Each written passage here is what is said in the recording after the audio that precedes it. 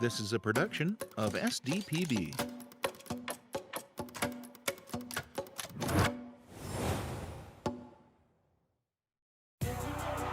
Touchdown! This is for a state championship. Oh, direct kick, and it's good!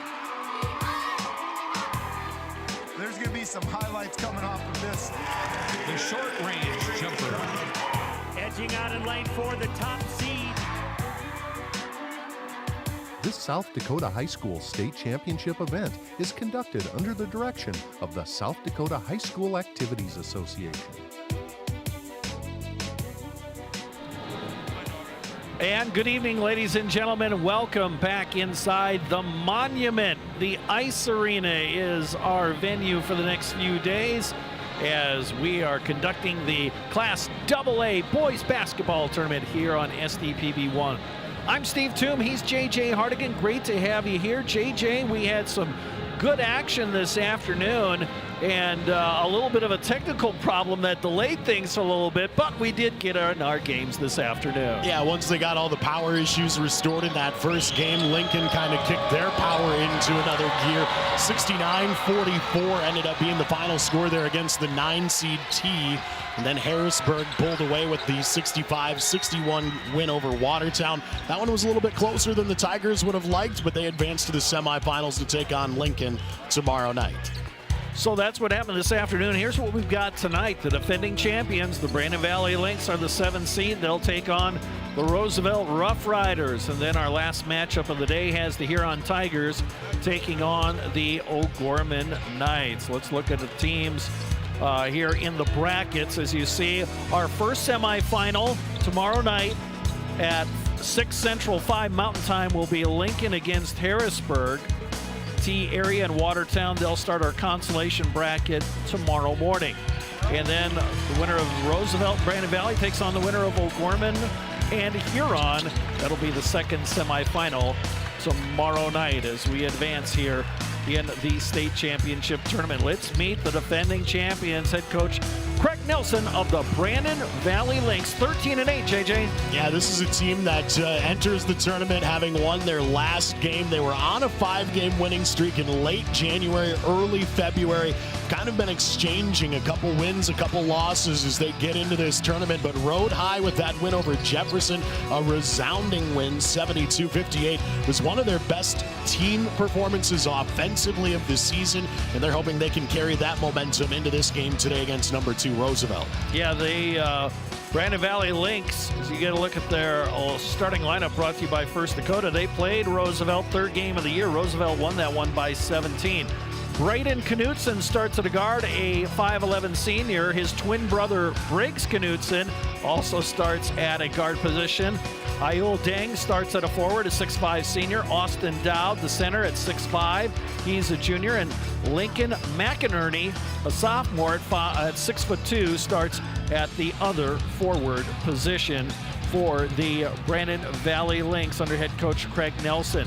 They'll be opposed tonight by the 2 seed in this tournament, and that's head coach Mitch Begeman's Roosevelt Rough Riders. Yeah, this is a team that beat Rapid City Central 67-38. It was a thumping in that SODAC 16 matchup. They are riding a 3-game winning streak into this tournament and are hoping that they can continue to play well. There was a little bit of a skid there right at the end of the season, though. Lost 3 straight games from February 13th through February 20th. They got that win in the SODAC 16 to kind of right the ship a little bit for them, but they need to get their momentum going in the right direction here today, and they're hoping that they can have a big offensive performance, much like they had against Rapid City Central last, I guess, 2 weeks ago now.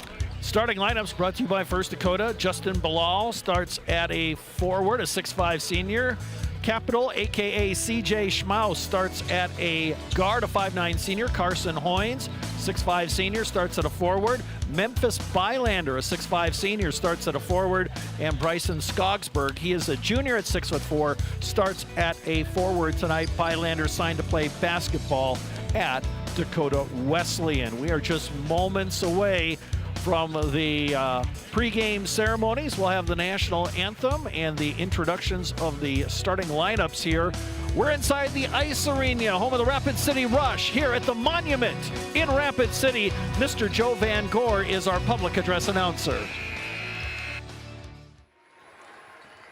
Good evening, basketball fans.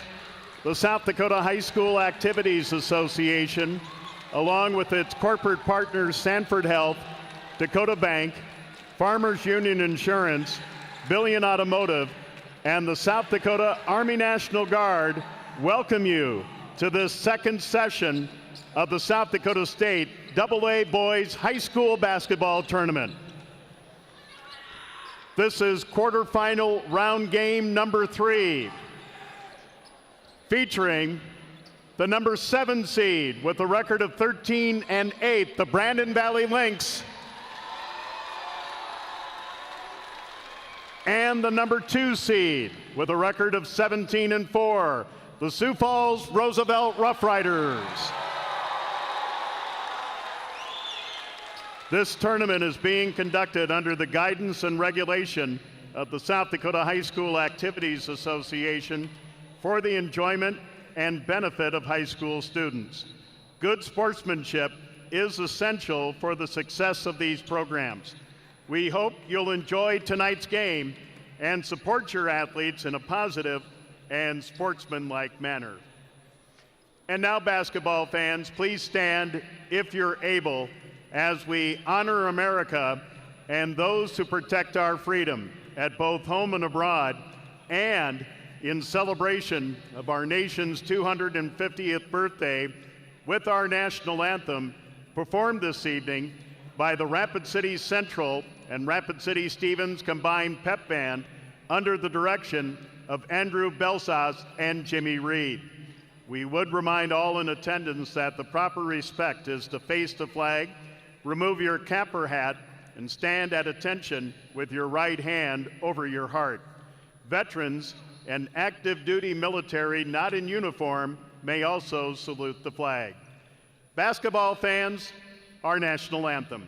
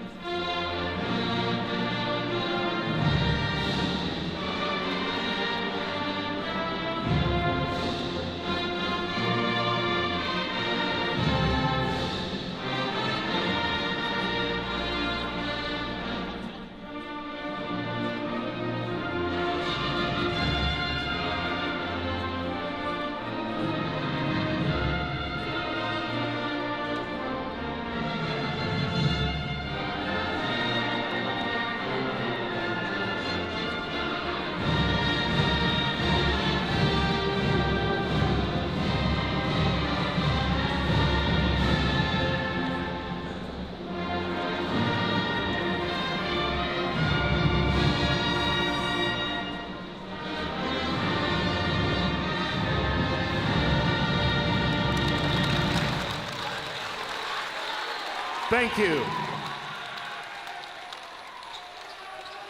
Basketball fans, this year in partnership with the South Dakota High School Activities Association, the participating schools of the Boys State AA Basketball Tournament and the officials are proud to introduce the Junior Official Program. We appreciate the willingness of our officials to take part in this initiative and mentor younger individuals who have an interest in officiating. This program provides a great opportunity for youth to gain exposure to the officiating profession while learning from experienced officials in a state tournament environment. Representing Sioux Falls Roosevelt, please welcome Joey Scouten.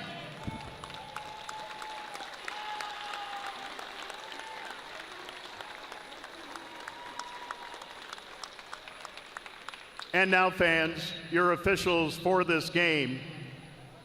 The referee is Jake Studer, umpire number 1, Shane Gottlieb, and umpire number 2, Dwayne McPherson. The alternate at the table is Jeff Schroeder. These officials are licensed by the South Dakota High School Activities Association to officiate this game. Please respect their decisions as they do officiate this game. And now, let's meet the cheerleaders for both teams. First of all, for the Brandon Valley Lynx, Brooklyn Bangasser, Haley DeBleek, Genevieve Hassenbrook, Emma Johnson, Addie Linke, Afton Moran, Paige Singletary, and Nora Whiff. The cheer coaches are Diane Terpstra and Hannah Gunther. And now let's meet the cheerleaders for Sioux Falls Roosevelt. Raina Carter, Brooklyn Duffy, Ava Ginavanis, Mary Ingram, Isabella Kirkvold, Kaylee Mentz, Brittany Roth, and Molly Withrop. The cheer coaches are Haley Gulbranson and Hannah Molitor. And now, introducing the coaches for both teams. The assistant coaches for Brandon Valley, Tim Siliuson, Jeff Ganschow, Matt Bigelow, Taylor Becker, and Dagan Schramm. The head coach of the Brandon Valley Lynx is Craig Nelson. And now for Sioux Falls Roosevelt. The assistant coaches are Trey Waltner, Zach Fensroy, Jordan Waltman, Drew Van Regemorter, and John Scouten. The head coach of the Sioux Falls Roosevelt Rough Riders is Mitch Begeman.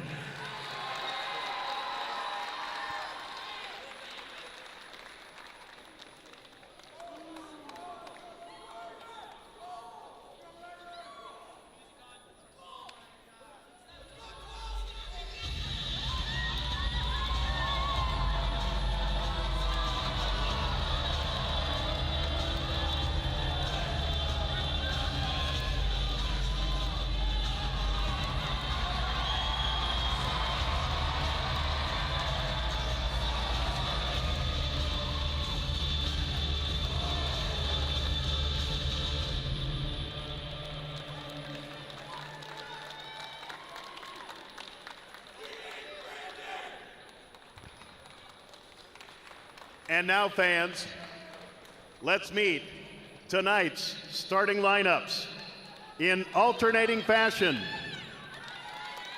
At a guard for Brandon Valley, a 5'11 senior, number 1, Braden Knutson.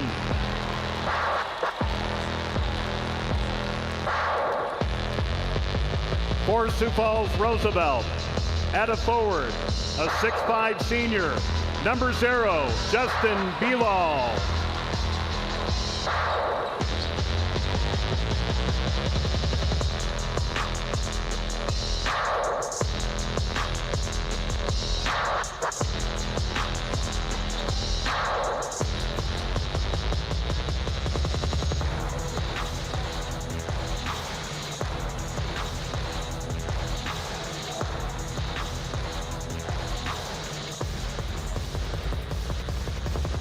For Brandon Valley, at a forward, a 6'5 senior, number 5, Ayul Dang.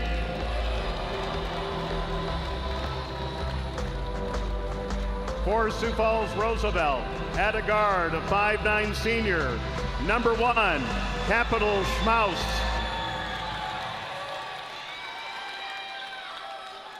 At a guard for Brandon Valley, a 5'11 senior, number 12, Briggs Knutson. For Sioux Falls Roosevelt, at a forward, a 6'5 senior, number 5, Carson Hoynes. At center for Brandon Valley, a 6'5 junior, number 20, Austin Dowd.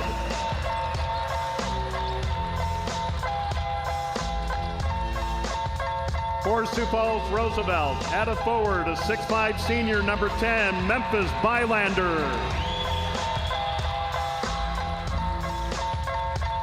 And at forward for the Lynx, a 6'2 sophomore, number 22, Lincoln McInerney.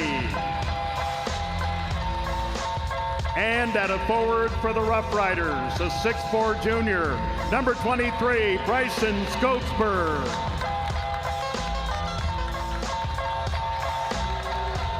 Fans, the lineups are brought to you by Channel Seed. Brandon Valley fans, are you ready? And Rough Rider fans, are you ready? And we are ready for basketball. Roosevelt in the white uniforms against the defending champions, the Brandon Valley Lynx. They'll be wearing the black uniforms tonight.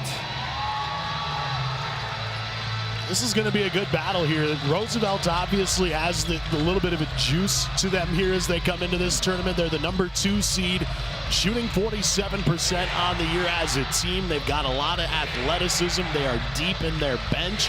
Brandon Valley, though, they are a difficult team to face here right now. We've seen them get streaky and win a bunch of games in the late stages of January and into early February. If they can find that magic again, it could be a long tournament for their opponents. This Brandon Valley team is a team you do not want to sleep on, especially in a game that's in the mid-50s heading into the fourth quarter.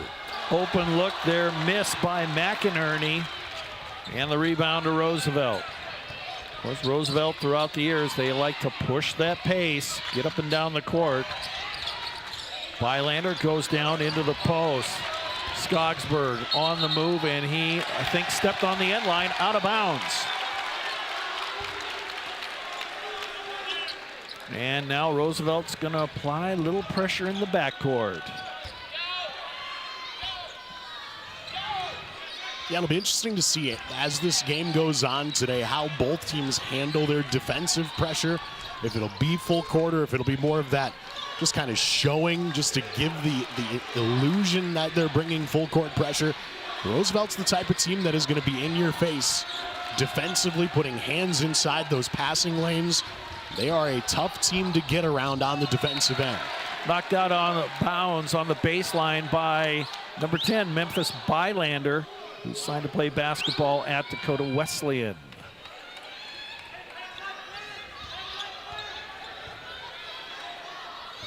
On the baseline, Lynx will throw it in, and we're gonna have an offensive foul, illegal screen up at the head of the lane, and that's Ayul Deng, number 5.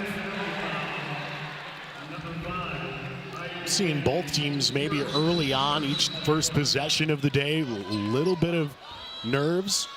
Player stepped out of bounds on the baseline. You had the illegal screen on the other end here. Just trying to calm and settle into this state tournament vibe and see how they handle the moment. Three-pointer miss by Hoynes. Here come the Lynx. Out of control there almost was Briggs Knutson. I think he's anticipating a foul. Bylander off the window, no. And we're gonna have a foul on the rebound as Bilal ended up with the ball. It was taken away from him, but some free throws coming up.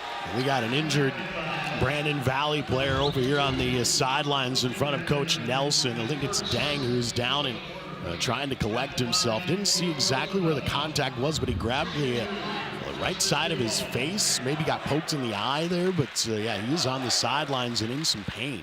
Yeah, right in front of the Brandon Valley bench. There will be a substitution, and that's Kalen Christian coming in, number 30. He's a 5'11 sophomore. He's trying to get that right eye opened up right now. He must have gotten the finger jammed in there pretty good. And the free throw is good. 68% shooter is Bilal on the season.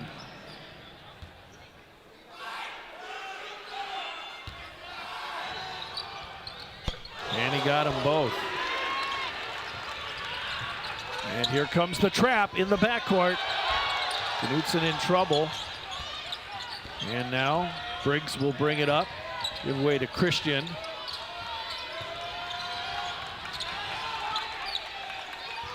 Up at the head of the lane. It's McInerney with the ball. It's Briggs Knutson. Misfires on the 3. Rebound fought for, collected by Roosevelt. Taking it in all the way and scoring the basket is C.J. Schmaus. 4-0 Roosevelt out of the gates. Braden Knutson with the ball. Dang heading back to the scorer's table. He'll check in at the next dead ball. Briggs Knutson with it. Briggs wears 12, Braden wears 1. They are twin brothers. And the ball slapped out of bounds. It's going to stay with the Lynx and 12 on the shot clock. Dang will come in and replace Christian. That's a good sign there for Brandon Valley. Roosevelt last here at the state tournament 2024 as Dang goes up high to collect it. Guarded by Bilal. Good matchup there. Braden Knutson with it. 4 on the shot clock. 3 on the way. No. Long rebound collected by Skogsberg. He wants to drive, turn around, in and out.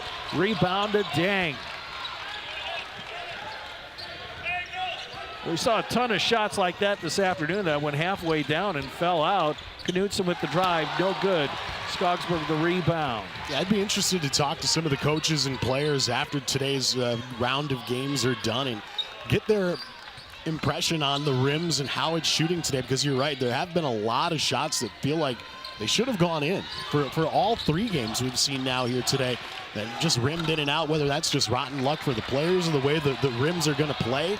Teams are going to have to make the adjustment and maybe get some more high percentage shots. Offensive foul called on McInerney, and that's his second, no bucket. Timeout on the court, 4:46 left. First quarter, 4-0 Roosevelt. Back with more here on SDPB. You kept us fed through tough times. And despite rising business costs, you keep doing what you love because you know you're making a difference.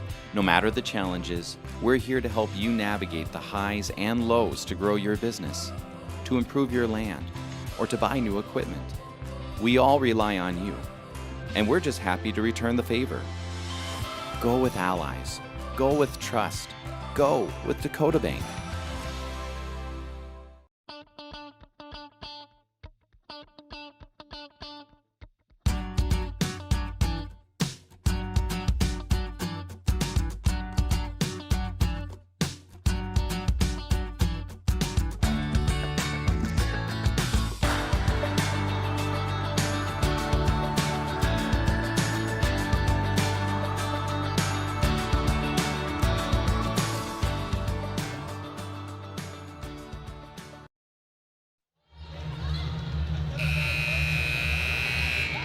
There you get a look at some of the Brandon Valley, or check it out, that's the Roosevelt cheering section over there with the cowboy hats.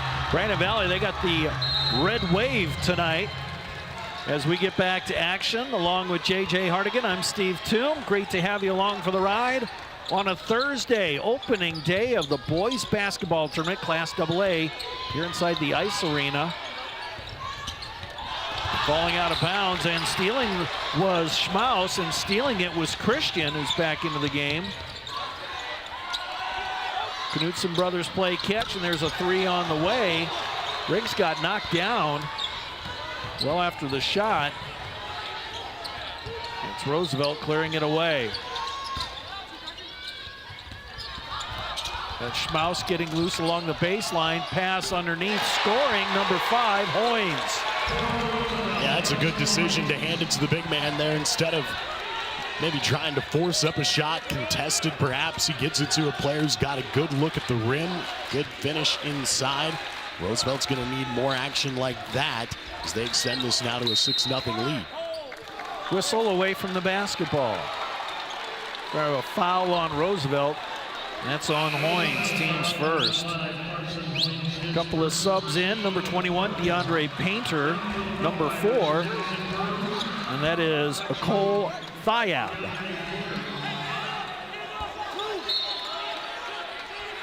They'll throw it in, bounce pass, Dang lost the handle, and I think we're gonna have a blocking foul on Roosevelt. And they'll catch Schmaus. Team second, his first.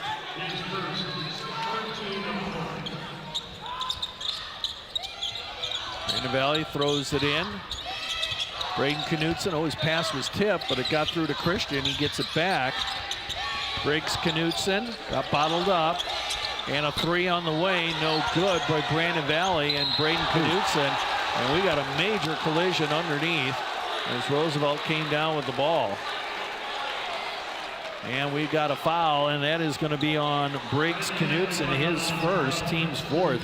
Briggs signed to play football at Dakota Wesleyan. Basically took him out like a linebacker, hunting down a running back in that situation there. Hit him a little high, but the officials did a great job of separating everybody right away. Even with how ultra competitive these two teams are playing right now, there was no malice intent on that. It was just a good aggressive play. It resulted in a foul. Bilal misses the long shot. It comes down to Brandon Valley, and they'll walk it up the court. Briggs Knutson directing traffic here. And Brandon starting the day 0 of 7 from the field. They're 0 of 4 from three-point land. They're desperate for a bucket. They'll go inside and finally get some points with Austin Dowd, a young man signed to play football at South Dakota State.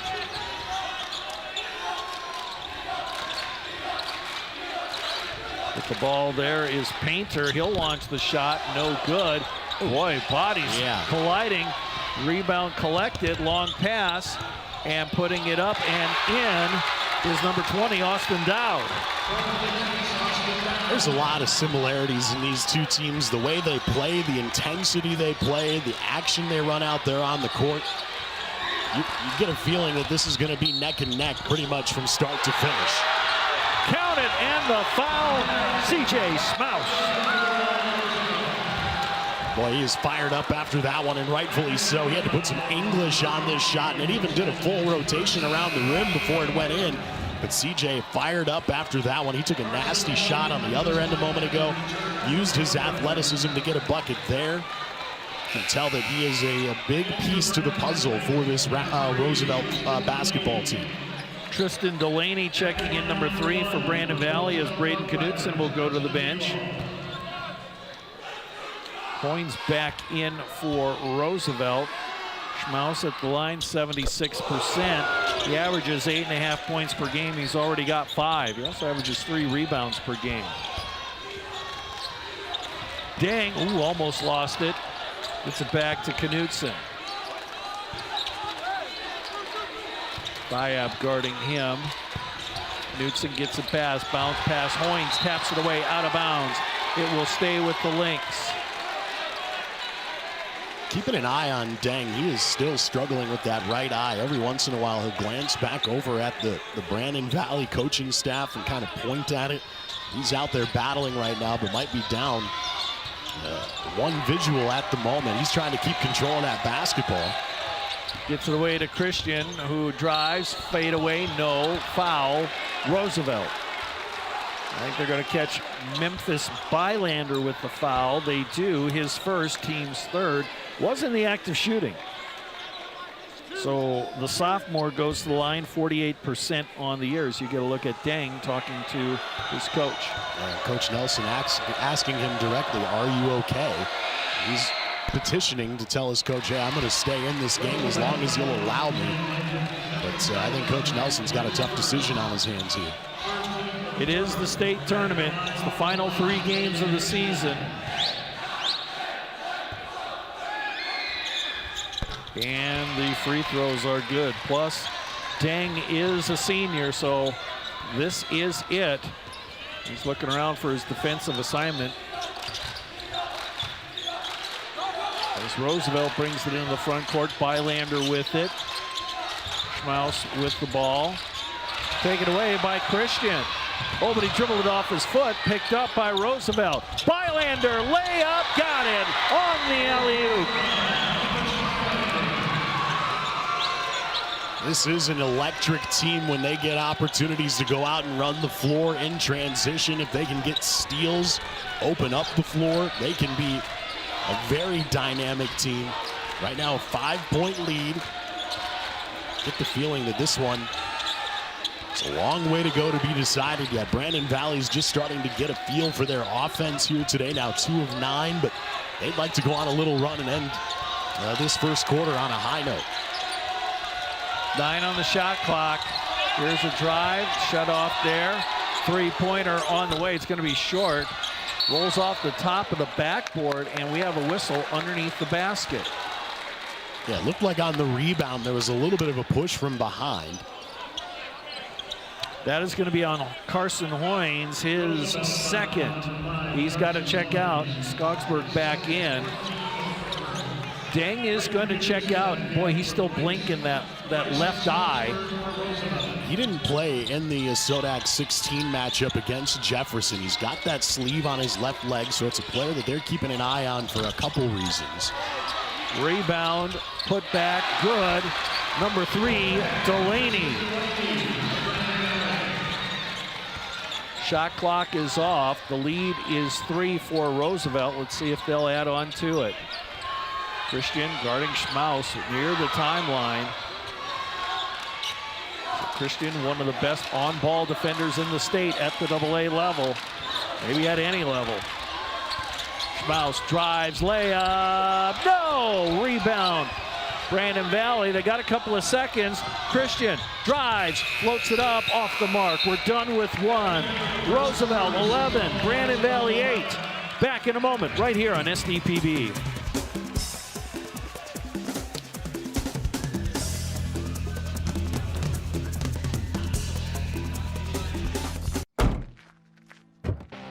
Are Peterson reps real-life seed heroes? Well, they've been known to go the extra mile. Literally thousands of extra miles every year. And when they're not driving gravel roads, they're out walking fields and sampling soil. When time is the enemy, they're there to save what's left of the day. Are all Peterson reps seed heroes? I guess that's a yes. Peterson. We're that kind of seed company. South Dakota, a state shaped by its people. It's more than a place, it's opportunity waiting to be realized. At South Dakota State University, opportunity is turned into progress. Through research, education, and a community that inspires, SDSU drives the future of this state. We're not just here, we're taking action with purpose, trust, and impact. This is SD State.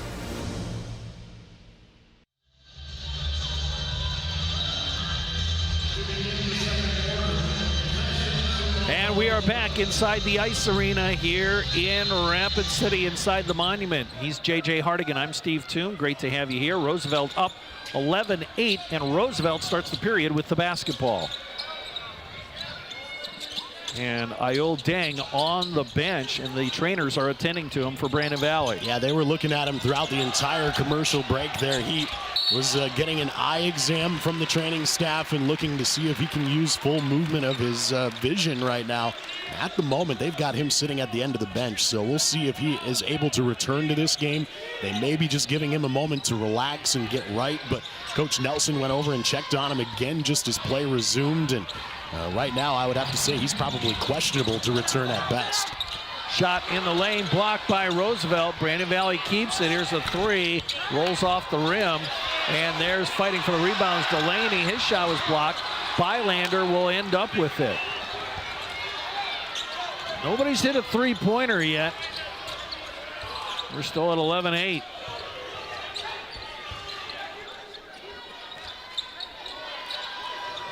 Bilal directing traffic with it. Now Skogsberg posting up against the shorter player. Wants to go up, does go up, leaves it short of the mark, gets his own rebound, puts it in. Well, he had to kind of act like a contortionist there to go get that rebound. He had to kind of swivel between a couple defenders. He was too far under the rim, and so had to angle his body as he went back up to shoot that one. That was not an easy finish, but a good job sticking with it to get the second chance opportunity. Delaney, blocking foul called on Roosevelt. Well, he had himself in position, but he kind of tried to absorb that energy too soon. Threw himself to the ground as the offensive player was still approaching him, and the officials correctly called that a blocking foul. He had himself in the right spot to take the charge. It just didn't result the way he wanted. Free throw bounces away, no good. Delaney on the year, 44% at the free throw line. Averages 3.5 points, 2 rebounds per game. Both of them no good. Skogsberg clears it away. low-scoring defensive game so far. That probably plays in favor of Brandon Valley, but they're down by 5 as their offense has sputtered a little bit. Roosevelt really hasn't gotten into gear yet as that 3 is on the way.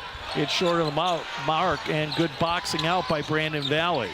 Yeah, looking at the rebounds today, they are even right now. Brandon Valley 12 to 11 advantage, I guess a slight 1 rebound advantage overall, but 4-2 advantage on the offensive glass. And there's finally the first 3-pointer of the game made for either team, Braden Knutson. Yeah, they were 0 for 7 before that one went in. Now 1 for 8 on the day, but that's a much-needed 3.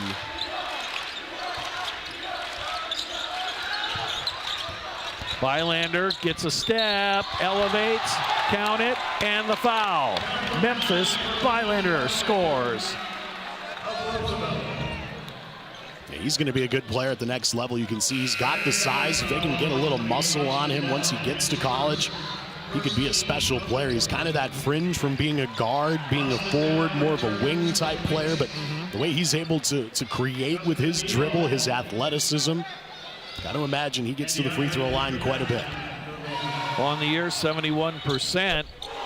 Got that one. That foul was on Austin Dowd for Brandon Valley, his first, team's first. Pressure in the backcourt.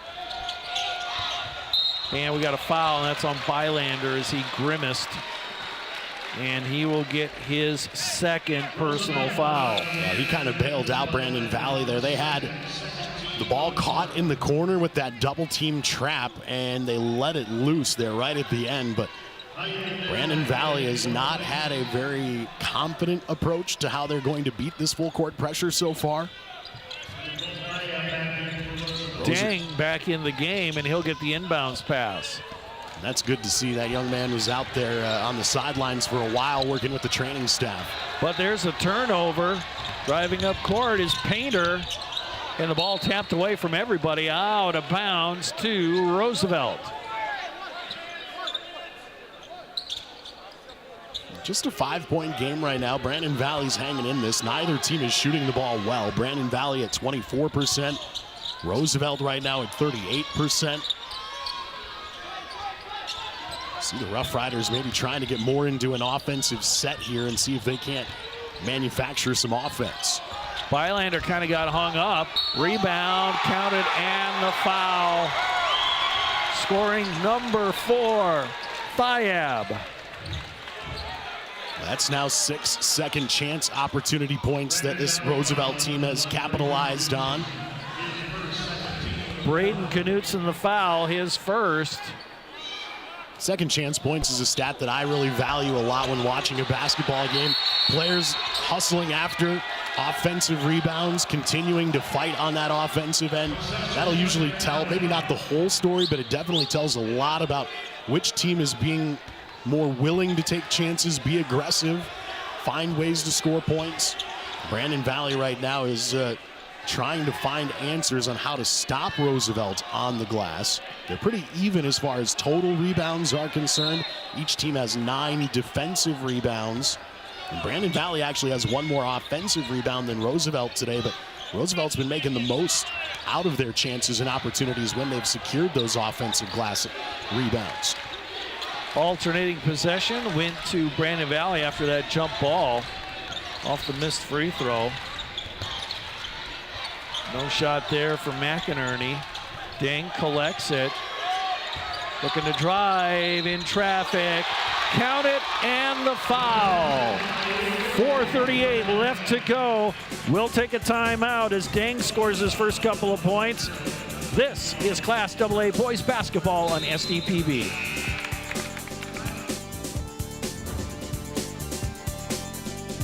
Protecting crops. Agronomy Plus in Mitchell, Rock Creek in Howard, and Valley Station at Armour provide agronomy services, fertilizer products, and crop analysis systems, including Agronomy 365. This system helps manage your field's performance, supporting small-town communities while hiring and training local youth. Agronomy Plus in Mitchell, Rock Creek in Howard, and Valley Station in Armour, serving area producers and their communities. Is it the competition that keeps bringing you back? The long-standing rivalries? Or is it seeing friends again and cheering on your favorite team? At First Dakota, we're here for all of it. We appreciate the fans, the players, the coaches and officials, the concessions crew. The shared community experience is part of what makes life here great. And we're here for all of it. See you at the game.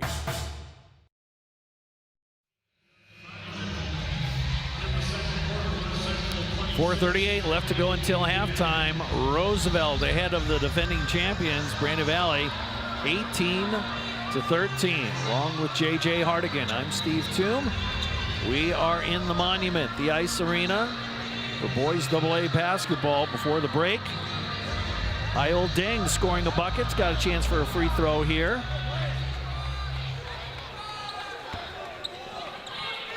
On the year, 67%. Got it. Deng expecting to play some college basketball. He has some schools interested in him. He hasn't signed with anyone yet. You can see why he would be a recruited individual from the high school level as a senior. He's probably got some opportunities to go and play. I think they just want to get more of a full body look at what he's capable of, but if he has a good tournament here this weekend, who knows what could happen. Bilal hits the tray, and the lead is 7, and we've got contact down on the other end of the floor. This is going to be a foul on Roosevelt.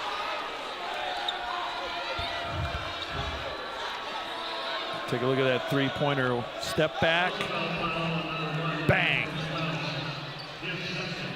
Foul was on C.J. Schmaus, his second. And the ball comes into Deng. Wants to give it to Christian. Now it does. He'll retreat all the way to the midcourt stripe before giving it back to Deng. Long three. Good! McInerney, his first points of the game.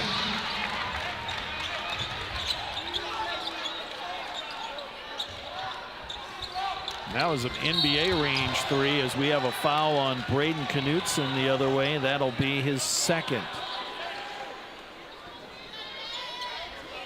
Subs at the scorer's table for both teams. Schmaus out, Skogsberg in. And the Knutson brothers trade places. Braden out, Briggs in.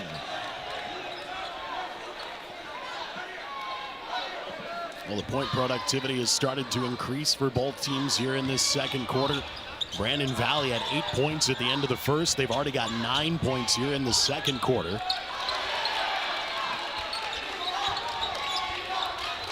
That little pick and roll Roosevelt did there didn't work. Now Skogsberg down the lane, floats it up. No, but getting in to get the basket was Painter, and it's knocked out of bounds.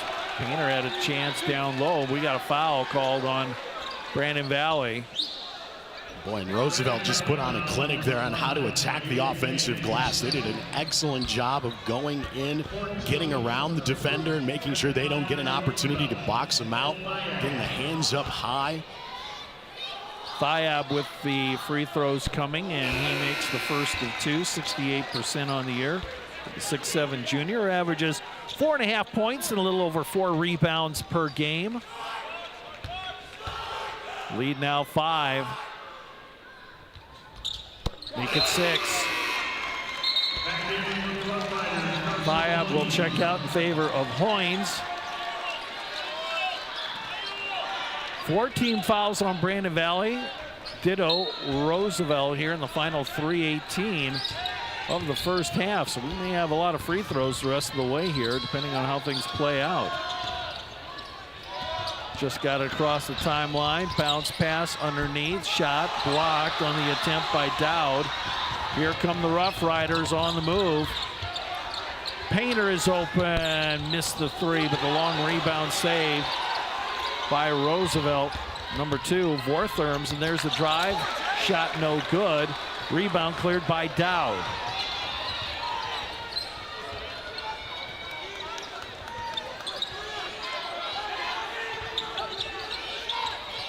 Looks like they're trying to set some sort of screen up high, but the ball's thrown away and taken by Bilal. Brandon Valley looked really confused on that last set.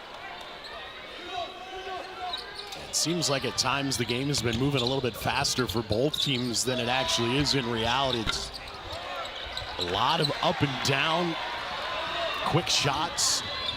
I think both teams could do well by getting into a half-court set, running the offense, and that's what Brandon Valley's going to do here. They're going to try to get a good play designed. McInerney dishes it off underneath. Ball's loose on the floor, thrown ahead. Briggs almost fouled by Painter. Deng with the ball now. Shot clock did reset. Deng, pull up, Jay, no, and tip to Painter. And that shot didn't go, but it was a good decision there by Deng. He got the open look at the free throw line. It's a high percentage shot. Both teams in a bit of a scoring drought right now. Brandon Valley 2.5 minutes without any points. Roosevelt 2.5 minutes without any field goals. That ball knocked out of bounds by McInerney. And subs for both teams.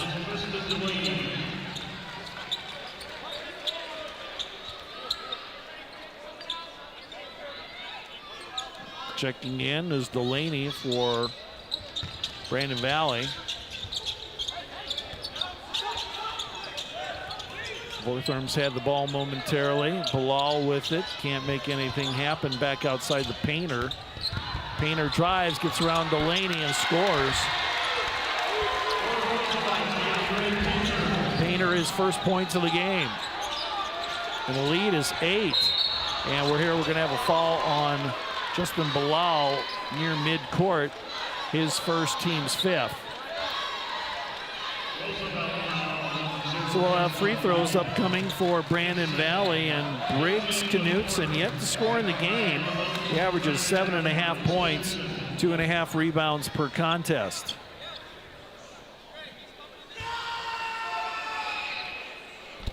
And he gets the first of 2. Christian in, and Deng will head to the bench for Brandon Valley.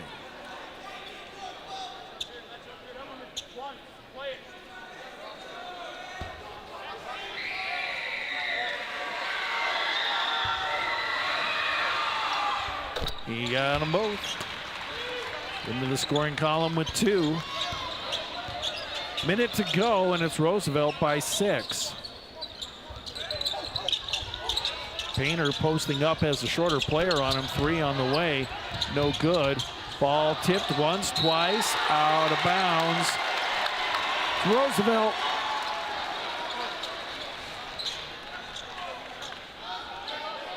These two teams played each other. You got to remember, it was way back in December, so it was 18 games ago, I guess you could say, but 17-point win for Roosevelt in that game in Brandon. Really, it was a dominating effort from start to finish offensively for Roosevelt. Haven't really seen that play out here today. It's been at times looking like they could be a dominant offensive team, but both teams hovering around 30% shooting. 3 on the way, no good, but Roosevelt the offensive rebound. They'll pull it back out. Shot clock is off. Painter's going to bring it back out and head over to the sideline. Let's see if they're going to run the normal offense or just play keep away until looks like they're going to hold for the last shot. Yeah, it looks like this will be the final shot. Both teams have had to exhaust a lot of energy here. 48 total shots between the two teams in this first half. And there's an offensive foul on Roosevelt. Illegal screen on Thiab, his first foul. Well, they don't shoot free throws on those offensive fouls.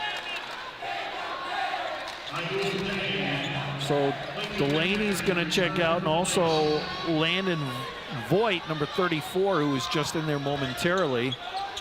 8.4 seconds, a lot of time for Brandon Valley to set something else, but they're going to have to face some pressure. Deng with it. 5 seconds to go. Step back. Knutson drives, throws it up off the window. We're going to have an offensive foul called on Brandon Valley at the buzzer. The shot was no good, but Briggs Knutson picks up his second personal foul. Now, does that mean free throws? I don't believe so. Nope, we're done. Everybody head to the locker rooms. It's Roosevelt 25, Brandon Valley 19. Back in a moment right here on SDPB.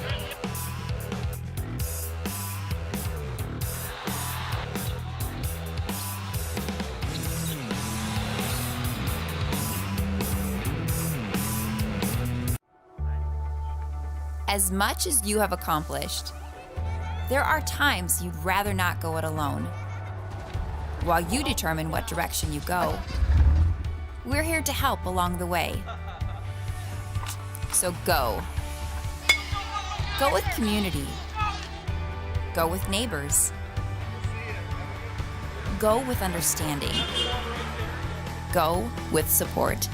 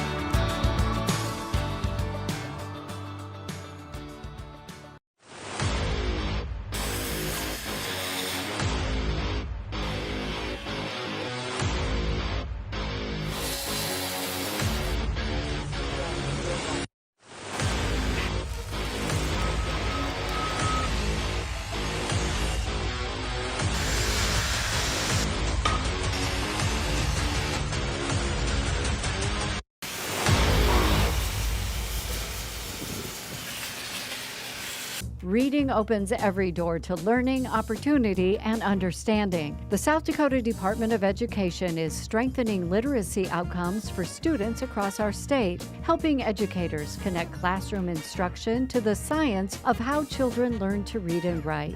Through professional support and shared resources, schools are building strong foundation in literacy for every learner. South Dakota Department of Education, learning, leadership, service.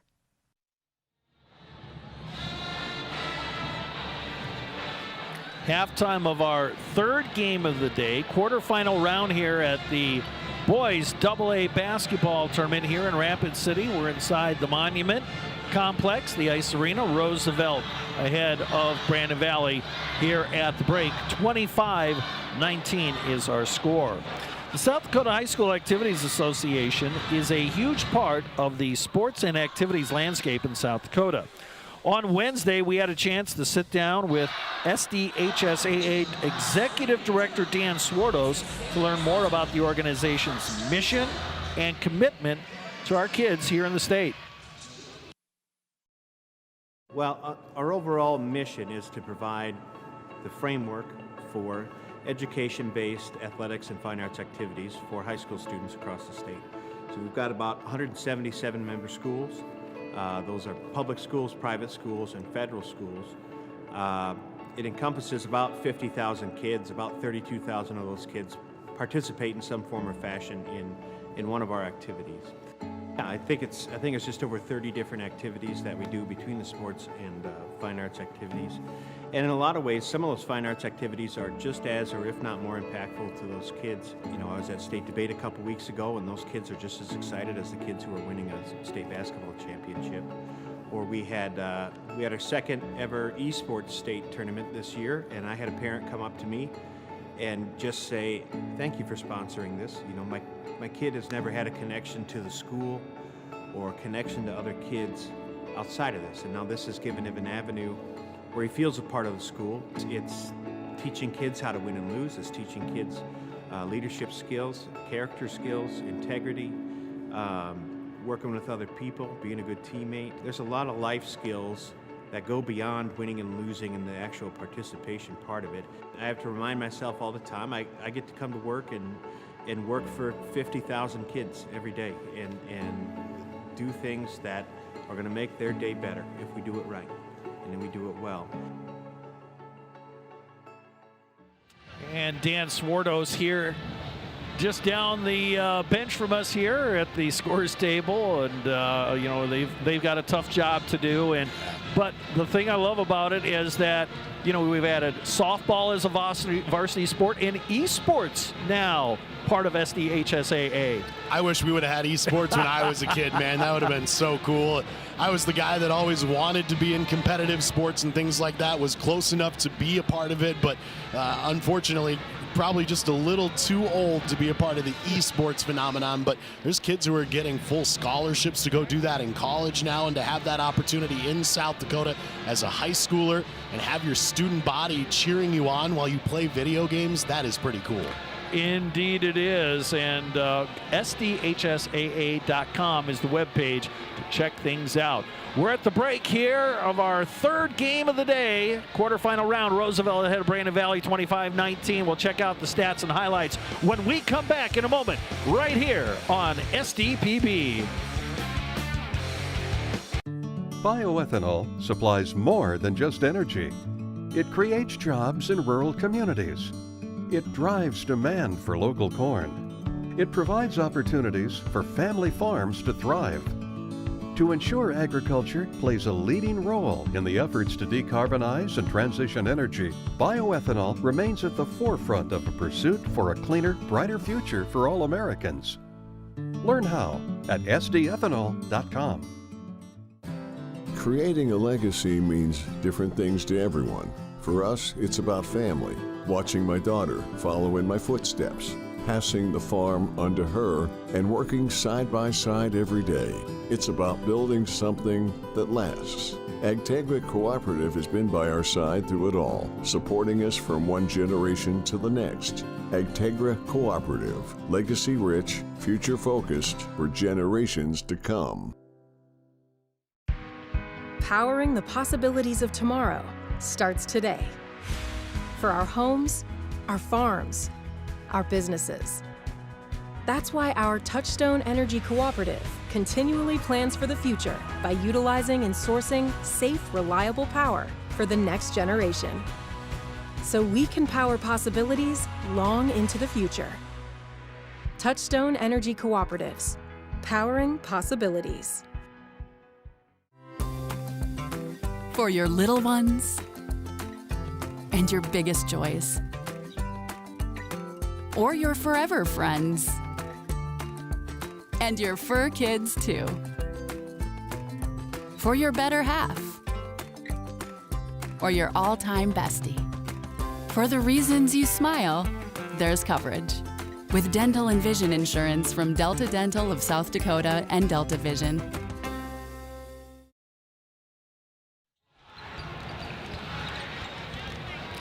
Teams getting ready for the second half here of our quarterfinal matchup between Roosevelt and Brandon Valley. It's the Rough Riders ahead 25-19. Along with JJ Hardigan, I'm Steve Toom. Let's check out some of the highlights here from that first half. JJ, both teams struggled a little bit very early in the contest. Yeah, it was not an easy start to the game for either team, and at halftime, still neither team has 10 made buckets, but they're battling inside. They're getting their second chance opportunities. They've been finding a way to get to the free throw line. This has been a very physical battle. You can tell these two teams know each other well.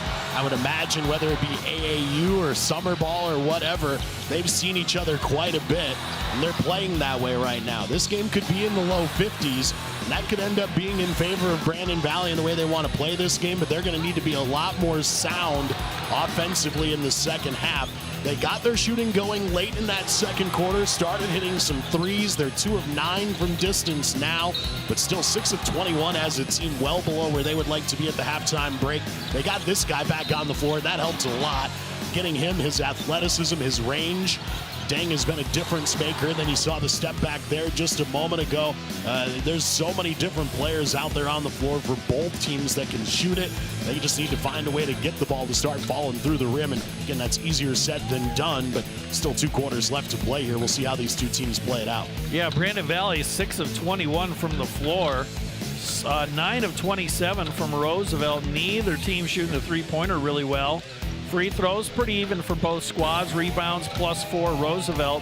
Turnovers haven't been too big of a factor in this game yet. But, Brandon Valley is just really, really struggling from the floor at just 29%. And, again, the turnovers 7-5, not much of a factor in the contest. Points in the paint favor Roosevelt at 14-8.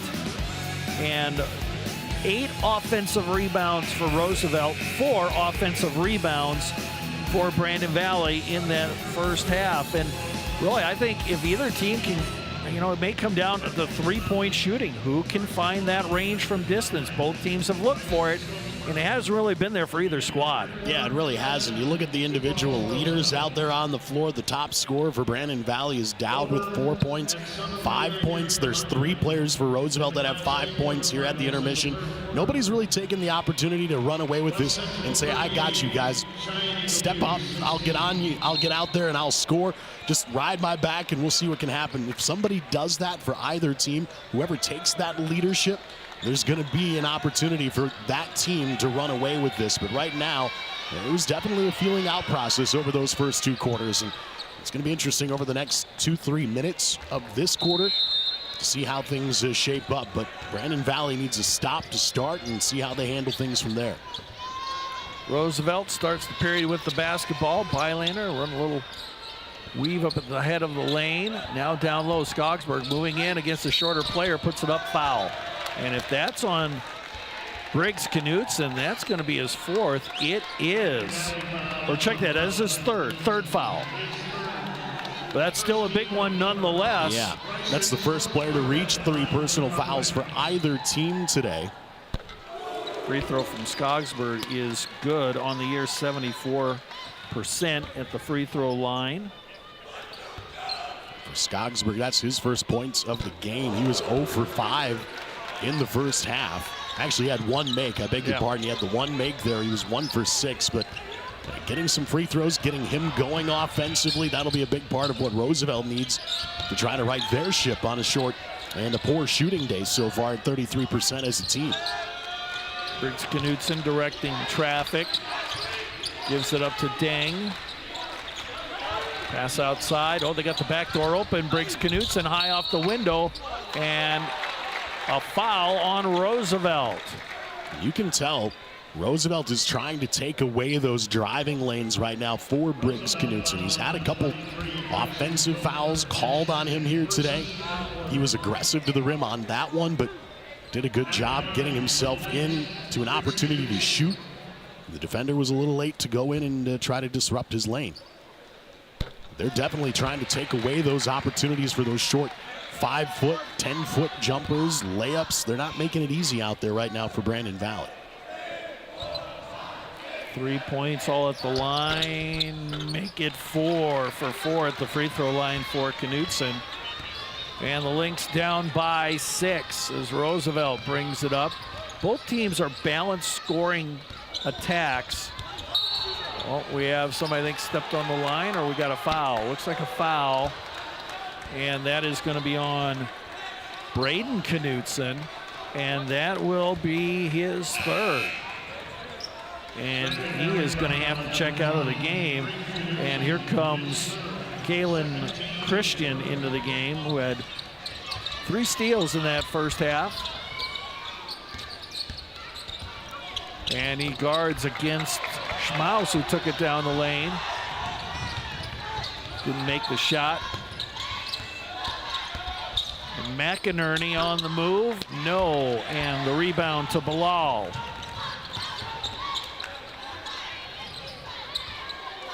Schmaus looking to pass on the perimeter. Posting Skogsberg up against a shorter player. Spins, lost the handle, picked it back up. Good head fake in the finish. You have 6'4" Skogsberg on 5'11" Knutson down in the post. And Roosevelt's gone to that several times. That time they finally got to cash in. Almost a foul there. Deng looking to drive, puts it up in traffic, no good. Tipped to Bilal, players hitting the deck.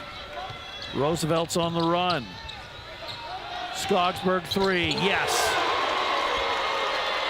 There he's starting to heat up. He's got 9 points now all of a sudden. He had 2 at halftime.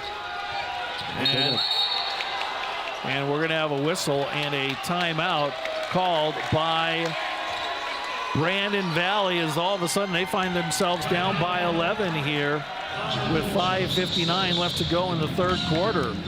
And we take a look at that wide open three. Nothing but net.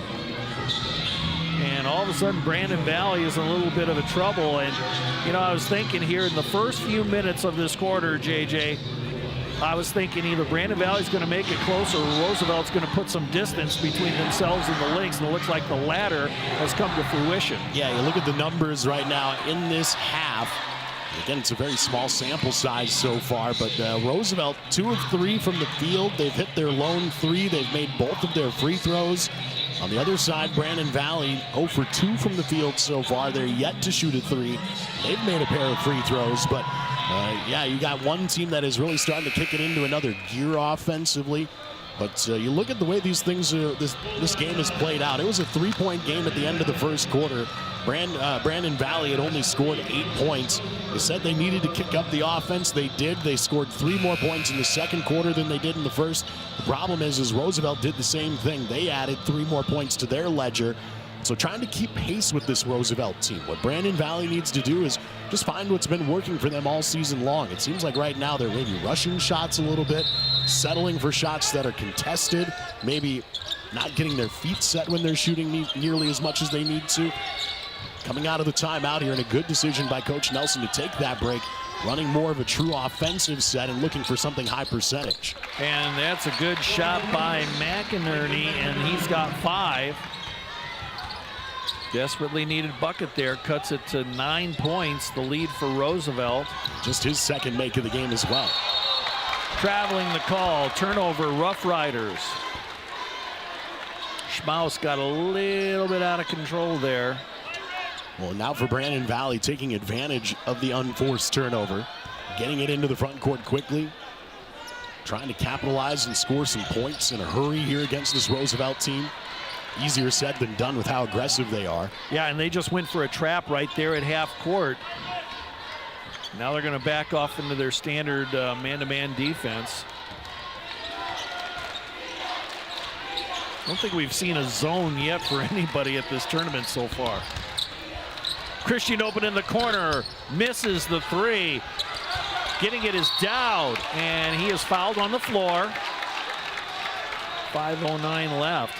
Good offensive rebound by Dowd, and that's going to be Bilal with the foul, his second. Team second.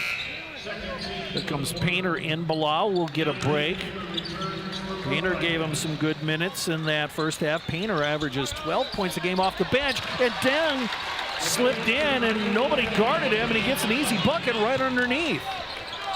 This game is starting to turn a little bit here. Roosevelt all of a sudden has hit the skids. Brandon Valley's hit a couple shots in a row. And that one's off the mark, and it is not saved, out of bounds. Timeout on the court, 4:52 left. Third quarter, Roosevelt 32, Brandon Valley 25, back in 1 minute right here on SDPB.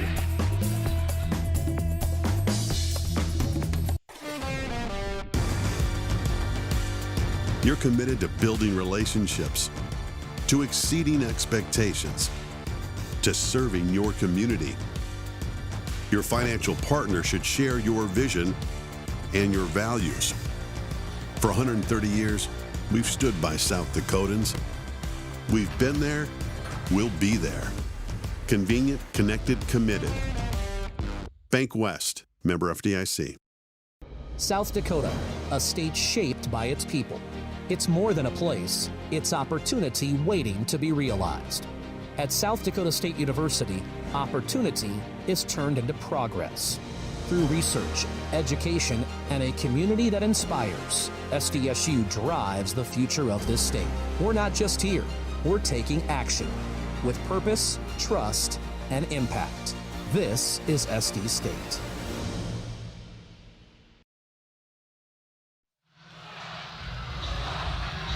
Get a look at the Brandon Valley cheering section. There's the Roosevelt cheering section here in Rapid City. We're inside the Ice Arena, home of the Rapid City Rush. And here it is AA basketball for the next 3 days. A little pressure from Roosevelt. Brandon Valley brings it up after the timeout, and they'll have Christian running the offense. Knutson with the ball. Steps back. McInerney open for three. No. Rebound. Dang up high. Elevates and scores. Man, he got off the ground. Such a difference maker for his team. Roosevelt now 2.5 minutes without any points. They're going to have to wait a little longer. McInerney trying to draw the foul, and he got shaken up on the contact there.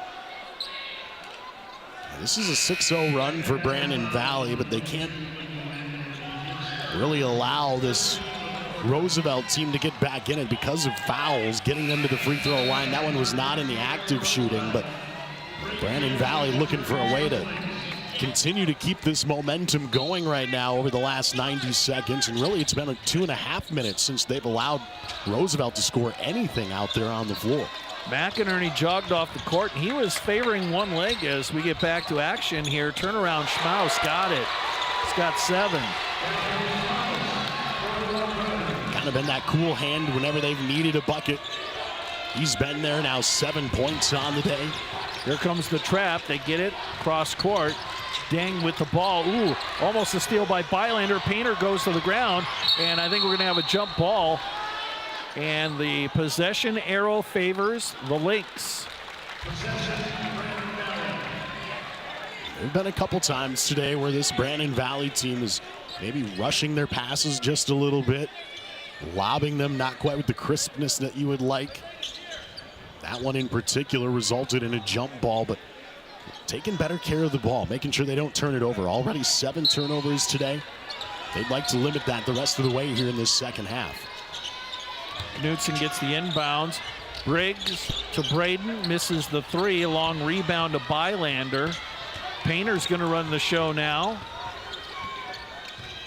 He and Schmaus. Generally the guys that initiate the offense. Painter, step back 3, got it. Painter with 5 now. Knutson drives, that's Braden. He gets turned around, floats it up, too strong. Rebound Christian, stick back good. Kalen Christian with 4. Timeout called by Brandon Valley. And they are going to take a 30-second timeout. We'll keep it here during the break as Coach Nelson wants to talk things over after the make. Look at Christian flying in there and just putting it up and in.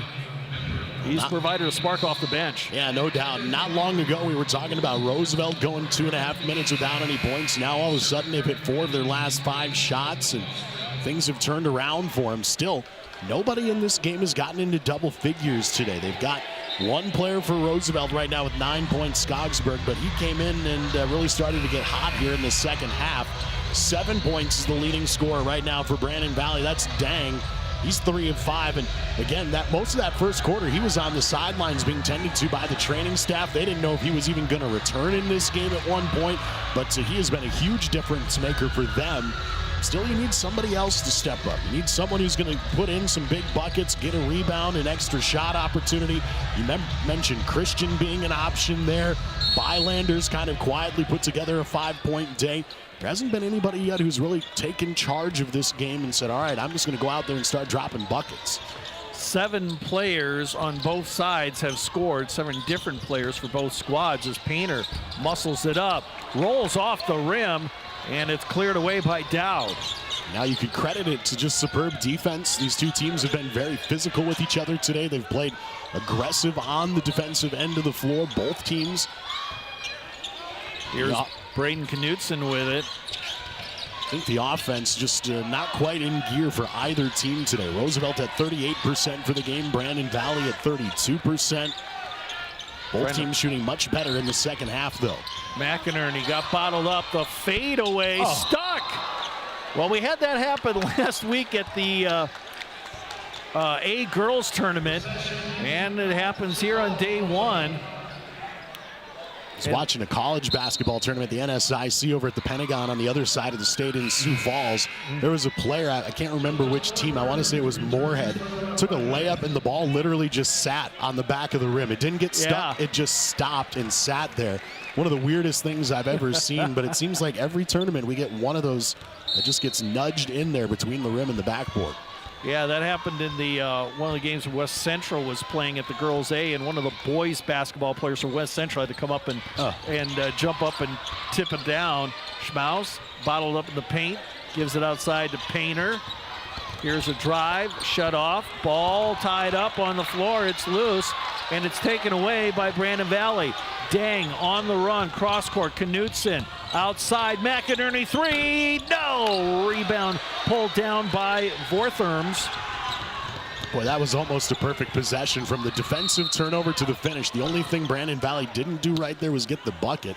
They ran the ball well, they passed it with a fluid motion.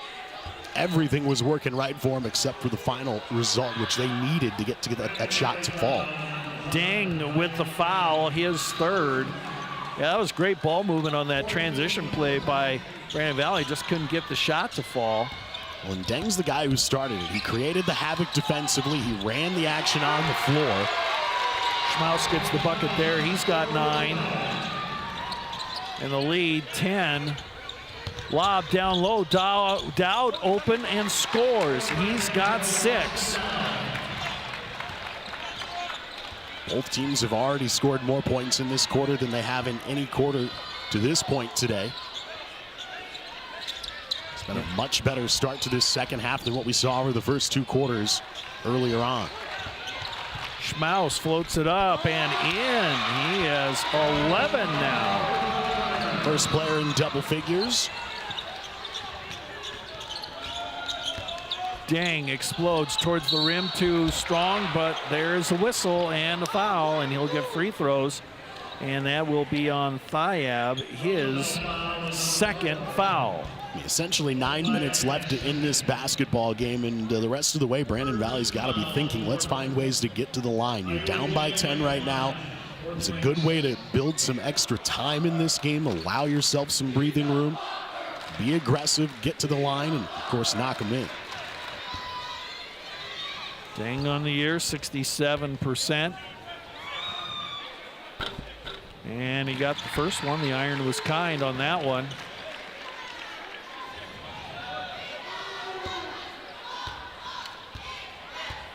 Minute 2 left.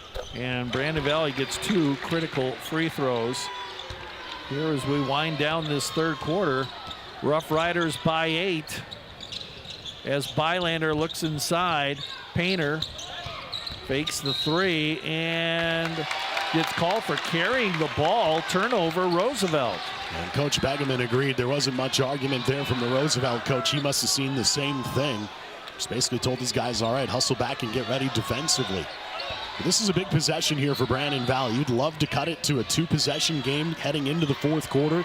Even if it's at a 9-point contest, you're feeling pretty good about yourself, but you really want to put the pressure on Roosevelt heading into those final 8 minutes. McInerney drives and scores.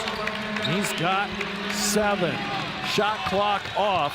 6-point lead, Roosevelt. Schmaus settles out near the timeline. Wants to burn some clock. That's Briggs Knutson staring him down. 12 seconds to go. Now he'll set things in motion. Little pick and roll. Painter open 3. In and out. Rebound out of bounds. Who's it going to? No, a foul. Yeah, they're going to give Bylander a couple free throws here. He got hit from behind as he tried to secure the offensive rebound. And that is going to be on Briggs Knutson. And that's his 4th. Bylander to the line. He gets the first of 2. He's got 6 points. And here comes Delaney in as Briggs Knutson goes to the bench. It's a big 4th foul on that Brandon Valley player. And he got them both for 7 points tonight. They'll have a shot from half court, and it is off the back of the rim, no good. We're done with 3. It's Roosevelt, 43. Brandon Valley, 35. Back with the final stanza in a moment on SDPB.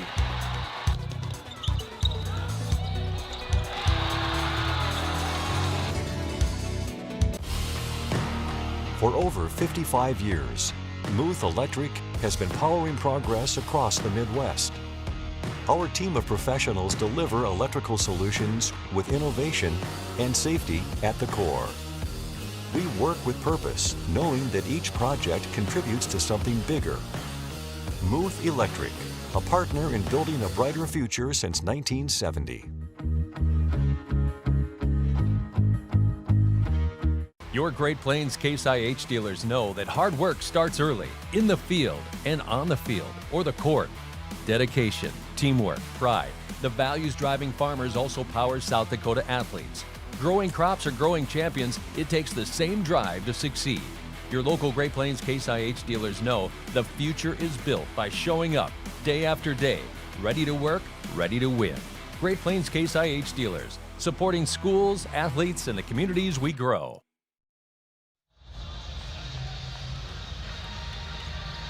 Three quarters in the books. Roosevelt up by 8 points. Along with J.J. Hardigan, I'm Steve Toom. Brandon Valley has some work to do. They'll start this fourth quarter with the basketball. Still the best shooting quarter of the day for Brandon Valley in the third. They shot 40%. They're going 6 of 15, but 0 for 5 from three-point land. Still looking for that magic three-point bucket. And there it is by McInerney. He's got 10. He almost hit that one at the half-court line right at the end of the quarter. Got redemption on that shot. Makes it a 5-point game. This is the closest the Lynx have been in quite a while. Trying to get over the hump here and maybe make this a one-possession game, and then it's game on. But a stop is necessary defensively here. Bilal, the crossover, a little bit too strong into the hands of Dowd. Deng looking to run. The open court gives it up. McInerney another three. This one's off the mark. And the rebound, Bilal had it. Skogsberg lobs it ahead. Schmaus with it on the move. Pass. Bylander. Turnaround. No. Rebound. Hoynes. Bilal with it, and they'll settle it down. Bylander is going to direct a little traffic. Schmaus will operate in between the circles. Bylander three, yes. He's got 10. The lead is back to 8. And that's his first try from distance today, the fourth make in 15 tries for Roosevelt. McInerney puts it up, no. Rebound fought for, Hoynes clears it. Near, oh my God, look out. As McInerney went for the steal. And that was Schmaus who really hit the deck hard. And McInerney just got foul number 4. Schmaus has taken a beating today. He is out there playing physically, and he banged that elbow of his into the ground hard. Might have just hit the funny bone, and he's going to try to shake it off.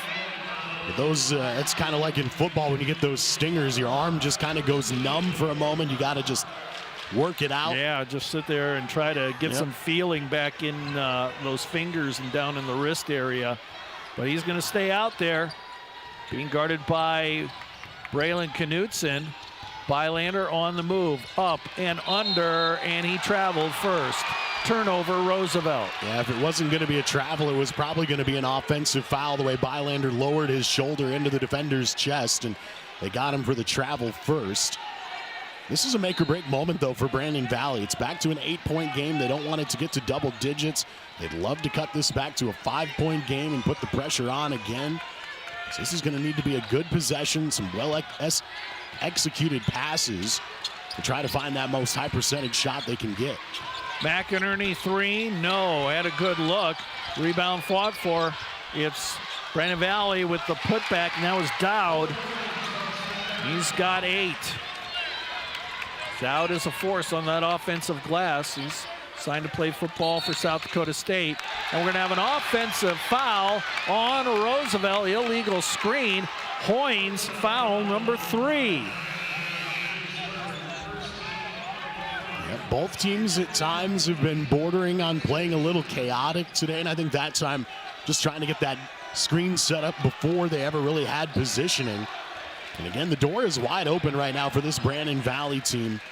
See if they can't work their way back and maybe come up with this improbable come from behind victory. Number 2, Roosevelt has been in control the whole way. Offensive foul, Brandon Valley. Illegal screen. It is getting physical out there, and I think McInerney just fouled out. They signaled 22. Yep. And his day is done. He'll end the day with 10 points, but he's got to go to the bench. Kalen Christian heading for the scorer's table. With 5:32 left in regulation. Starting forward, Lincoln McInerney has fouled out. So Schmaus will bring it up. Gets the high screen there. Bilal working against the shorter player, and Christian backs him down and scores. And that's the thing, Roosevelt's a very tall team as Dang comes the other way. Pass is stolen by Roosevelt. They're on the move and they got numbers. 3 on the way, bingo!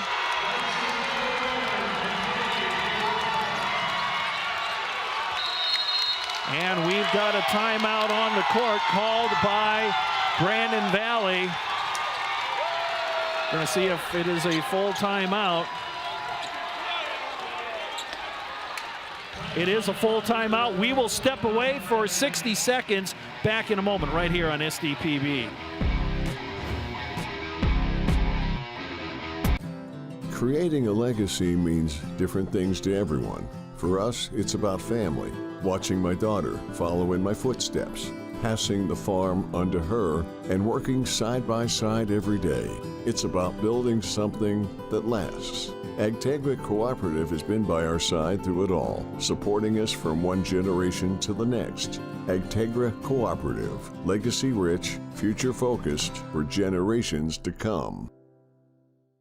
At Southeast Technical College, you won't just study for a career, you'll live it. Training in classrooms that look, feel, and operate just like the real world. Because the best way to do what you learn is to learn by doing.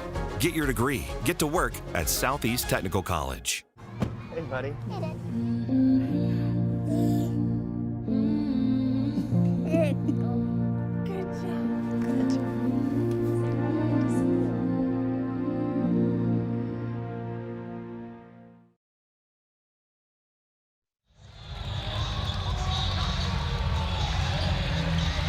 After the timeout, Brandon Valley will play it in near half court. They're down by 11.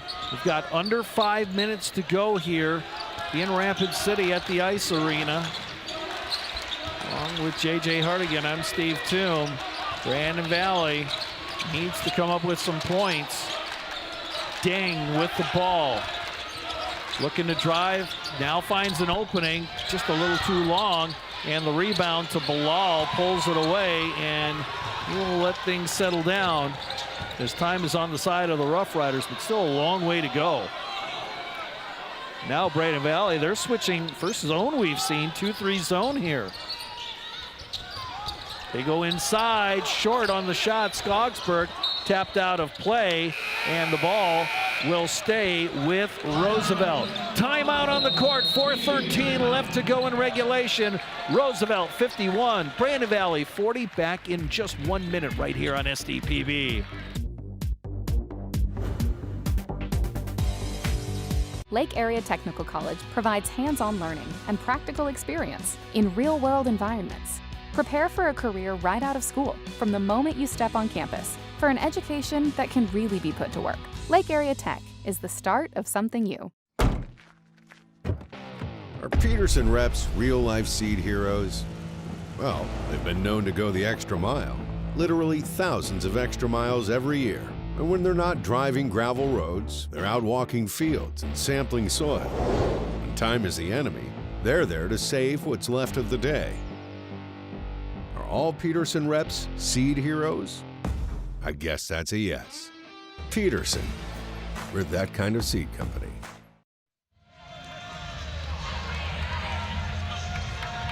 There you go. Look at the Brandon Valley cheering section here in the Ice Arena. There's the Roosevelt cheering section. It's Roosevelt by 11 points. My name's Steve Toom. He's JJ Hardigan. First day of the Class AA boys basketball tournament here in Rapid City, and it will be Roosevelt playing it in from the baseline. Bilal can't fire the quick shot, so Schmaus will take control on the left side on the perimeter. Bylander, a little shake and bake, and offensive foul. Put his shoulder down, and he draws his third personal. Yeah, we've seen him get away with it a couple times tonight. The officials all over it. That time it's a good call. The defender had him squared up perfectly, and Bylander just trying to create that separation as he drove in. If you lower the shoulder, the officials will usually see that. Now Brandon Valley's got to take advantage. They cut it to, what, a 5-point game not long ago, and then it was a 6-0 run for Roosevelt to push it back to an 11-point lead. And there's a big three by Briggs Knutson. That's his first field goal of the night. Yeah, he was 0 for 6 from the field, 0 for 4 from three-point land. All of his points had come at the free throw line prior to that, but now 7 on the day. Bylander across the lane, gives way to Hoynes.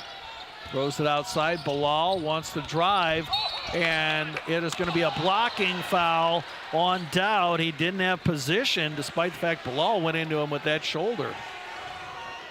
I think the officials are going to talk this over to see if it was in the act of shooting. It was not. So no free throws coming up. Dowd, his second personal. And it'll be Bylander heading to the bench. Painter in to replace him.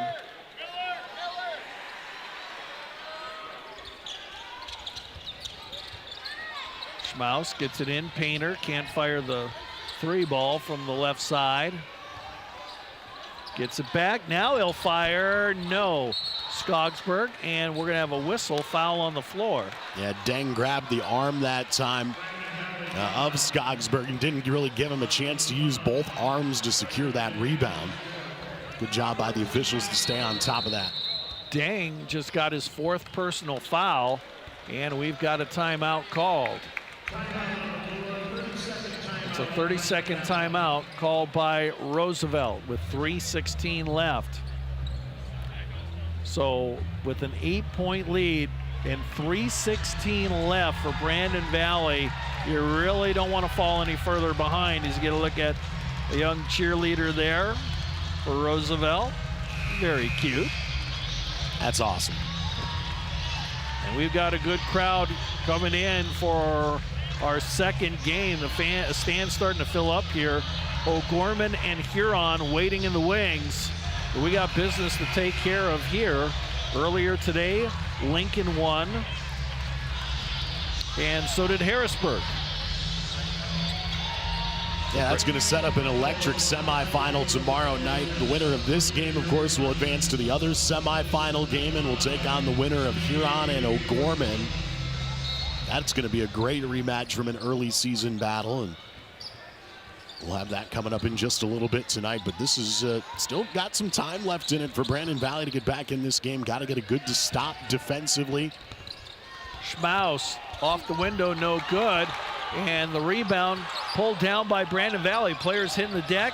Deng looking for a teammate. They find the open shooter. Christian in and out on the three. Gets his own rebound back to the corner. Knutson, yes! Briggs Knutson, 2 3-pointers in this quarter. And just like that, it's a 5-point game. You mentioned there's a lot of athletes out there on the floor. Sometimes you just need a good pure basketball player who can go out and shoot, and that time he had himself set up, ready to go. A good bucket for Knutson, and now a huge turnover here. The door swings open once more for Brandon Valley. That shot way off the mark. And the door is open for Brandon Valley. Still 2-possession game, but a lot of time left. Deng looking for a screen. Goes across the lane in traffic. and is going to be down, and Painter fighting for the loose ball. Jump ball, possession arrow, Roosevelt.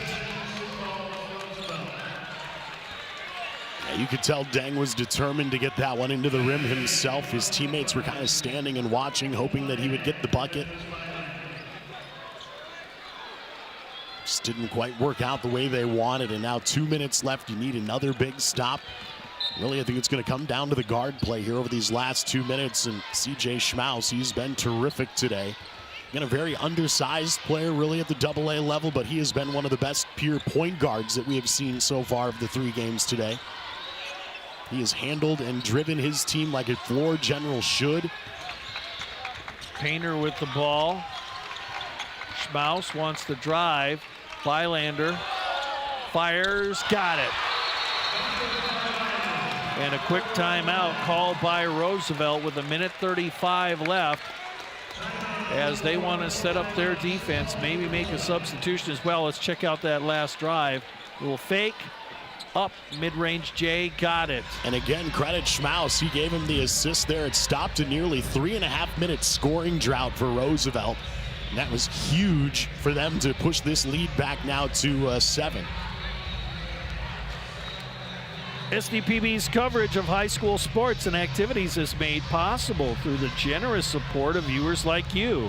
A contribution today helps support the broadcast of events such as the state basketball tournaments. Make a donation today by visiting sdpb.org/donate. And we thank you for your support and for all the support you've given us over the years.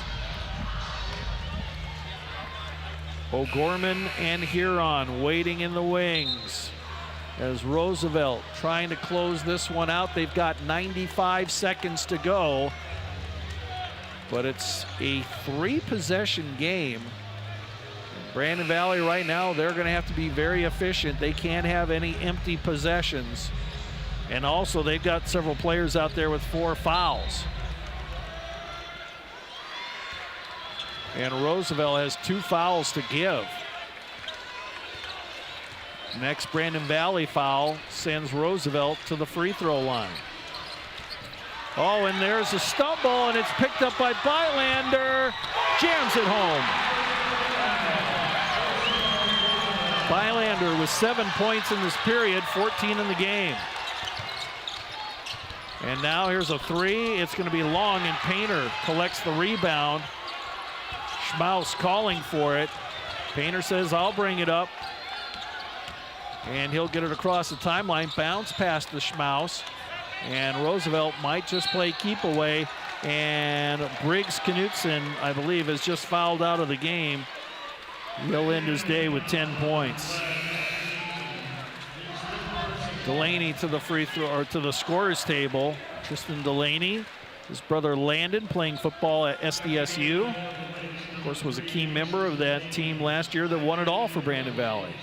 Speaking of SDSU, I was looking around the crowd at halftime. Their men's coaching staff is here right now. I'm sure looking and taking a glance at all the talent we've got here at the AA level this weekend, and maybe trying to find some diamonds in the rough to rebuild that program back up. And it's going to be interesting to see where some of these kids land once they make their decisions. But there's coaches from all over the state and the region here with eyes on this tournament this weekend.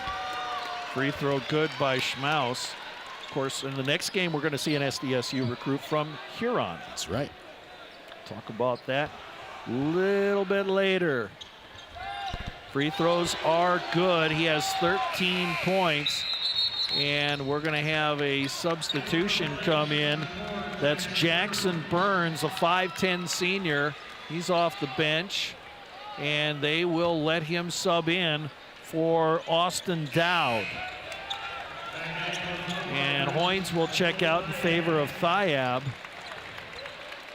With under a minute to go, the lead is 9 for the Rough Riders as they're trying to advance the semifinal Friday night.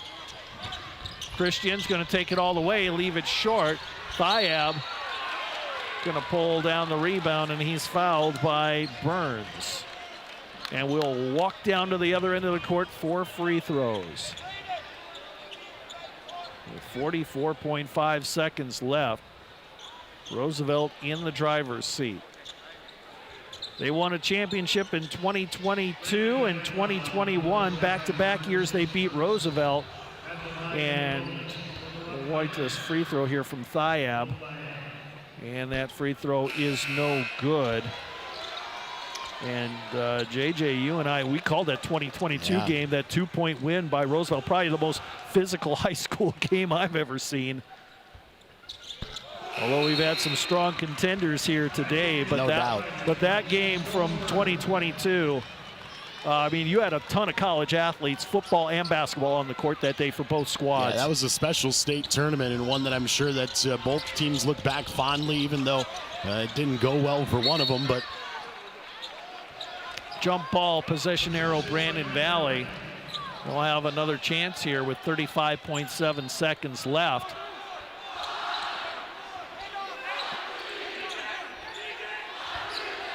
And it will be Burns to trigger it in. Pass stolen away, but he's on the end line. Nice effort, though, by Skogsberg. Christian will throw it in. Shot clock is off. Deng gets it, hounded by Painter.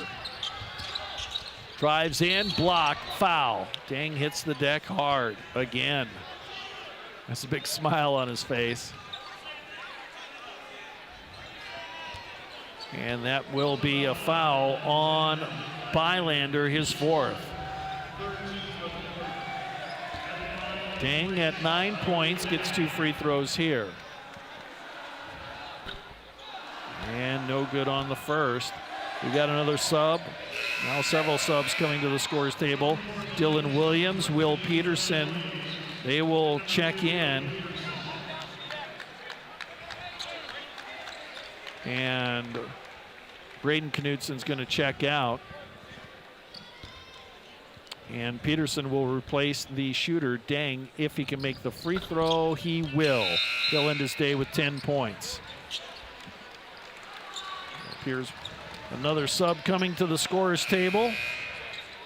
That is Ryan Jarvis, number 24. Also number 10, Ethan Riefenberger. He's a junior. So the subs coming in here for the final 29 seconds for Brandon Valley. Roosevelt doesn't have to score. Shot clock is off. And I think we have a Roosevelt timeout. Oh, do we have a technical? We do. Technical foul.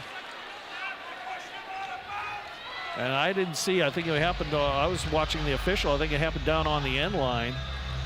Yeah, I think this is going to go against Painter for Roosevelt. He said something to one of the Brandon Valley players right as they were going to the huddle at the timeout.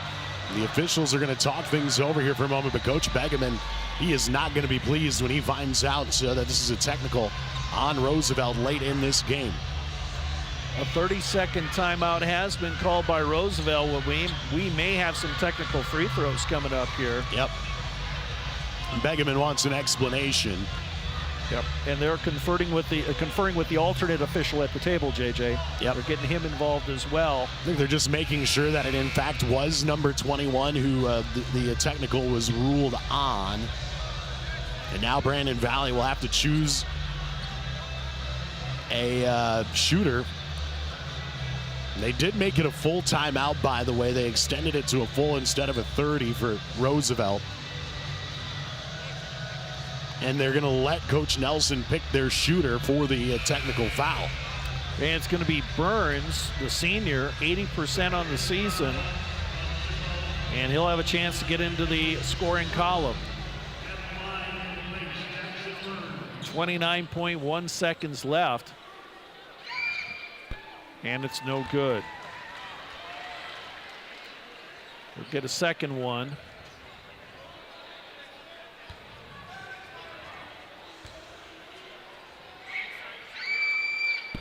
And he missed that one as well. The Painter, his first foul. And the Riders sent out pretty much their starting lineup, as Brandon Valley will play it in from half court.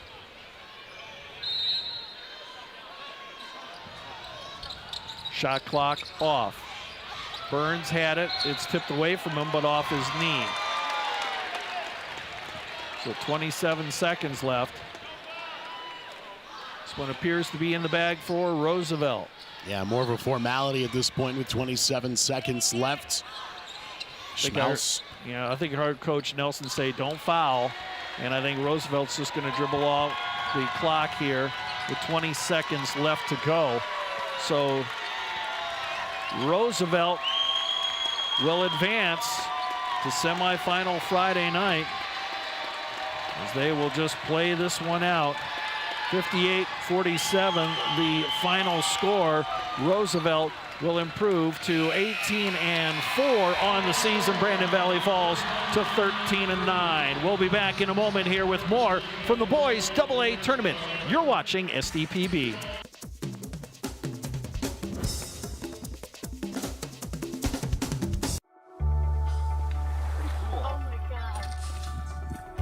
We aren't meant to be still. And while you determine the direction you'll go, we're just here to help you along the way. So go. Go with experience. Go with teamwork. Go with neighbors. Go with integrity.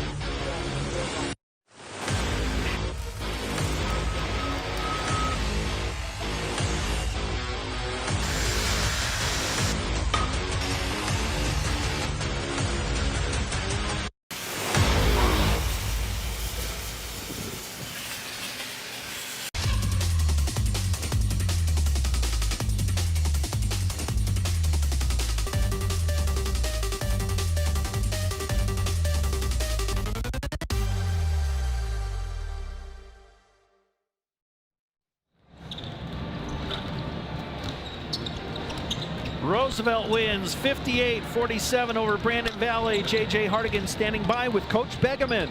Thanks, Steve. Yeah, we're here with Coach Begeman. And Coach, you know how it is on day one. It's never an easy battle, but your guys went out there, erased some first half shooting woes, shot really well in the second half, and advanced now to the semifinals. Absolutely. Proud of my kids tonight. They worked hard from start to finish. Typical first round game, okay? They're not easy. Both teams came out ready to go. Obviously some extremely cold shooting on our part, but I felt like, defensively we were just good enough tonight to contest a lot of their shots. And then we kind of got it going in the second half and kind of got a little more comfortable and kind of separate ourselves. Looking at CJ Schmelz in this game, he's a guy that really looks comfortable as your point guard out there, runs the offense well, doesn't seem to get confused or blown up by the defensive pressure. What do you like about his ability to be your floor general? Yeah, he's our point guard. He's our leader, and we kind of go off of him. And every coach knows that you're only as good as your point guards. And for him tonight, he was special. Playing in his first kind of state tournament experience, and he really got us going. Got to the rim early, facilitated, and then the second half he stayed out of foul trouble and and kind of finished it off for us. But he's a good player, and I'm really, really proud of him. 24 hours now, you'll play the winner of this game coming up next. What do you guys need to do to get ready for your next game? Well, first and foremost, again, enjoy it for about 30 seconds, and then we move on. And we're watching, obviously, both teams. But, again, no matter who you play, you got to come out and just execute. But ultimately, what it comes down to in March is your defense and rebounding, and that's been our focal point for the last month of this season, and we felt like we did a pretty good job against a very physical team tonight, but we know it's going to only get tougher from here, and we're proud of this one, and we're going to celebrate, but we're going to be ready to move on. Do you think we saw the best of your team tonight, or do they have something left to show? I know they got plenty to show. You know, again, it's always that first tough game.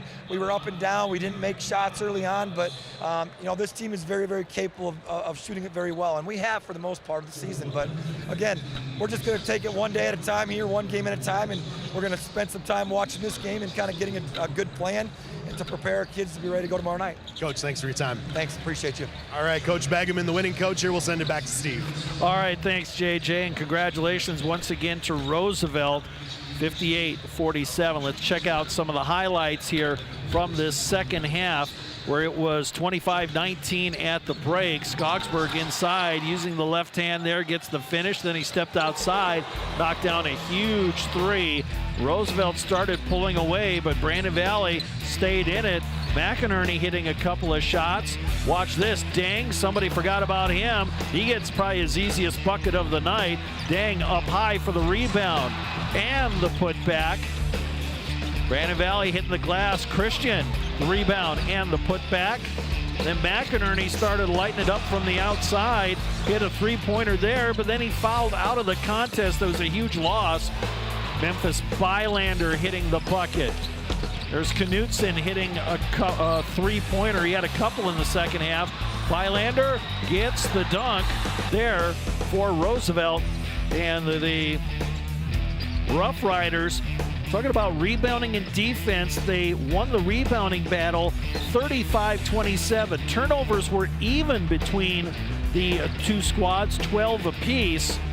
7 steals for Roosevelt, 4 on the night for Brandon Valley. Neither team, JJ, really shot well from three-point land. Yeah, three-point shooting has escaped just about every team that we've seen throughout this tournament so far today. I think Brandon Valley in particular would have liked to see a few more threes fall in this game. They took 4 more three-point attempts than their opponent did, and it's just not a typical shooting night for Brandon Valley. I would anticipate that they'll have a much better effort tomorrow and see if they can't reel off a couple wins here before the weekend is done. Both teams had balanced scoring attacks. That's what we figured. 14 for Bylander, 13 for Schmaus, 12 for Skogsberg to lead the way for Roosevelt. Meanwhile, 10 points apiece for McInerney, Briggs, Knutson, and Dang. Those were the top scorers for their individual squads, as it is Roosevelt winning 58-47. All right, we got 3 of the 4 semifinal teams set. We're going to take a break, come back, get you set for our final game of the day. Huron and O'Gorman back in just a moment, right here on SDPB.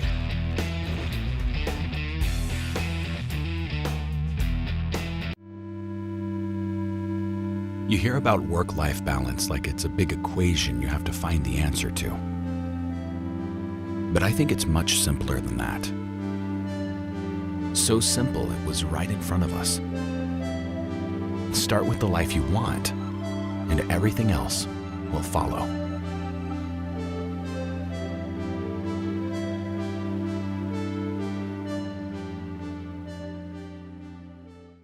Educators across South Dakota are coming together to elevate, educate, and empower. This June, the Department of Education hosts the South Dakota Literacy Conference in Mitchell, a gathering dedicated to advancing the science of reading and sharing new insights into how students learn, exploring research and real-world strategies for South Dakota educators to move literacy forward for all learners. South Dakota Department of Education, learning, leadership, service. Bank West is rooted in South Dakota. Committed to local success. Just like you.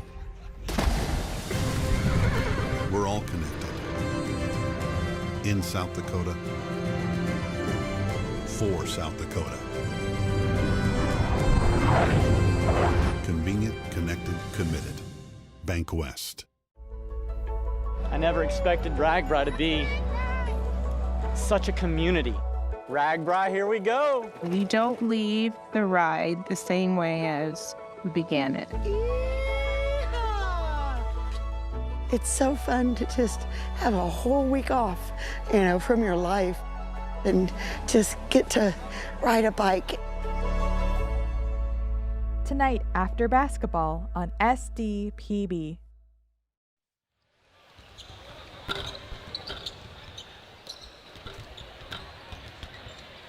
And welcome back here inside the ice arena. We're getting here set for our last quarterfinal game. It's O'Gorman against Huron. We'll take a look at the O'Gorman Knights coming in with a 13-8 record on the season. Derek Roby, of course, the head coach. This is his swan song. They announced that he will be stepping down as the head coach for O'Gorman at the end of the season.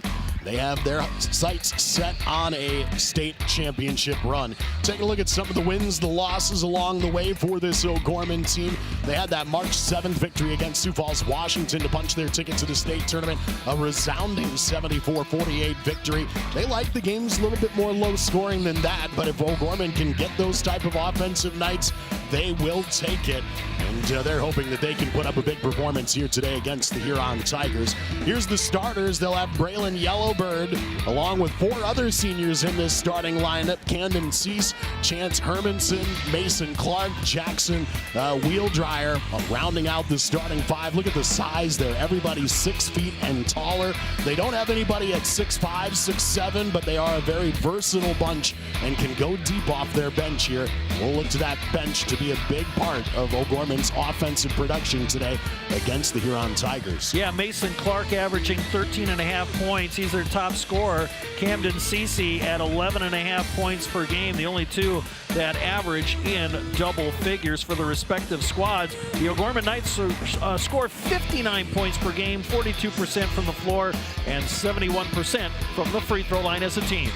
The Huron Tigers at 17-4 on the season, a very evenly matched team, and with this O'Gorman squad should make for a fun battle here today. We'll take a look at that Tigers squad in just a couple minutes. Right now, we're going to step aside again from inside the monument, the Ice Arena in Rapid City. We're back with more AA boys basketball after the break. Powering the possibilities of tomorrow starts today. For our homes, our farms, our businesses. That's why our Touchstone Energy Cooperative continually plans for the future by utilizing and sourcing safe, reliable power for the next generation. So we can power possibilities long into the future. Touchstone Energy Cooperatives, powering possibilities. South Dakota, a state shaped by its people. It's more than a place, it's opportunity waiting to be realized. At South Dakota State University, opportunity is turned into progress. Through research, education, and a community that inspires, SDSU drives the future of this state. We're not just here, we're taking action with purpose, trust, and impact. This is SD State. Don't be fooled by that beat-up old cap. Its faded crown represents the tireless work of America's farmers and ranchers. Its sturdy brim, their dedication to providing our nation with a safe, affordable food source. From sunup to sundown, they're turning quarters into the dollars that drive our rural economy. So we'd like to tip our hat to them. Farmers Union Insurance, protecting those that protect America's food source. We came across this intriguing story. Things are starting to get going. Are you prepared? It is a golden opportunity.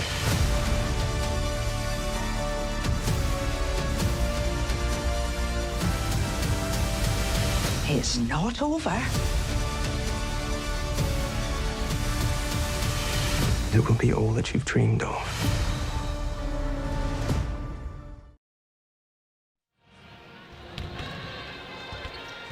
back in Rapid City as we continue on our pregame coverage of our final game in the quarterfinals here on Thursday. AA boys basketball. Time to take a look at the Huron Tigers. Come into this game today riding an 8-game winning streak, 17-4 overall on the season. Coach Tim Buttenhagen, the head coach for the Huron Tigers, has his team rolling with some big high-profile talent leading the way. This is a team that, as mentioned, has won 8 straight. They beat O'Gorman back on February 24th, 61-57. They lost to Roosevelt. That was their last loss, 72-65. Of course, Roosevelt will play the winner of this game, something to keep in mind. But here's how they got here. Pierre beat Pierre 68-40 in that Sodak 16 battle. There's a couple other teams from the tournament, Watertown, Brandon Valley also in there, that this Huron team was able to upend at one point this season. This is about as well-rounded a team as you'll find at the state tournament. Yeah, and Huron has a lot of height. As you take a look at their starting lineup, brought to you by First Dakota. Miles Elwine, a 6'5 sophomore. Mason Jurgens, 6 foot, a senior. Then you got the main man, Blake Elwine, 6'10 and a senior. Yes, he's listed as a guard at 6'10. He's the school's all-time leading scorer, bumping his dad Jay into second place. Then you got Anderson Porish, 6'6 and a junior. Davis Chase, 6'8 and a junior. This is one of the tallest lineups, I think, in state basketball history for the Huron Tigers, a team that scores 61 points per game. As a team, they are 71% at the free throw line. They can get it done there as well. Chase averaging 13.5 points per game. Those are the two main scorers, along with Blake Elwine. Oh yeah, he also averages 7 rebounds per game as well. He is going to South Dakota State to play basketball. This might be the largest crowd we've had on hand here on day one of the tournament. There's a lot of anticipation here. A lot of college coaches are going to be watching this game. We'll talk more about that as the play continues on. And of course, this is the final state tournament for O'Gorman head coach Derek Roby, as he again announced that he will be retiring at the end of this season. So these two teams are ready to go. So are we. All we got to do is get you today's starting lineups. Let's send it over to our public address announcer, Joe Van Rokel, for Joe the Van address. Gore. Joe Van Gore, excuse me. Take it away, Joe. Good evening once again, basketball fans. Welcome to the Ice Arena at the Monument, as the South Dakota High School Activities Association, along with its corporate partners, Sanford Health, Dakota Bank, Farmers Union Insurance, Billion Automotive, and the South Dakota Army National Guard welcome you to this second session of the South Dakota State AA Boys High School Basketball Tournament. Quarterfinal round game number 4 pits the number 6 seed with a record of 13-8, the O'Gorman Knights, and the number 3 seed with a record of 17-4, the Huron Tigers. This tournament is being conducted under the guidance and regulation of the South Dakota High School Activities Association for the enjoyment and benefit of high school students. Good sportsmanship is essential for the success of these programs. We hope you'll enjoy tonight's game and support your athletes in a positive and sportsmanlike manner.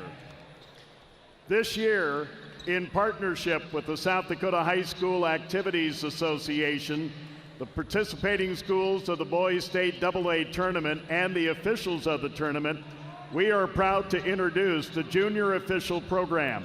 We appreciate the willingness of our officials to take part in this initiative and mentor younger individuals who have an interest in officiating. This program provides a great opportunity for youth to gain exposure to the officiating profession while learning from experienced officials in a state tournament environment. Representing the Huron Tigers, please welcome Beckett Porsche.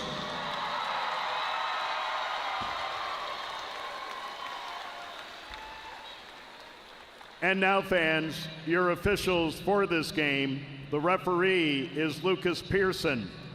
Umpire number 1 is Luke Langer. And umpire number 2 is Andy Deinert. The alternate at the table is Tucker Kingsbury. These officials have been licensed by the South Dakota High School Activities Association to officiate this game. Please respect their decisions as they officiate this game. Thank you. And now, let's meet the cheerleaders. First of all, for the O'Gorman Knights, Ella Adamak, Ackley Barsh, Delaney Berg, Eden Grave-Michael, Cadence Hagebrock, Ellie Nichols, Leah Nielsen, Mackenzie Reich, and Bella Utera. The cheer coach for O'Gorman is Alyssa Gilberts. And now, let's meet the cheerleaders for the Huron Tigers. Lily Lowe,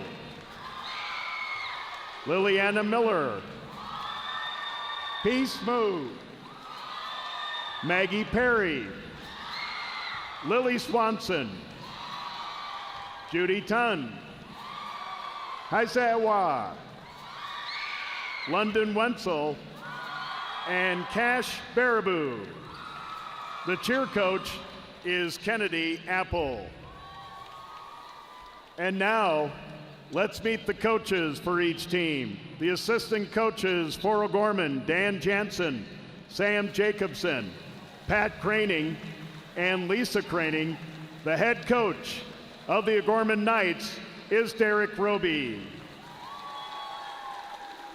And now the assistant coaches for Huron, Jay Elwine, Dawson Schmidt, Spencer Staley, Trey Henderson, and the head coach of the Huron Tigers, Tim Buttenhagen.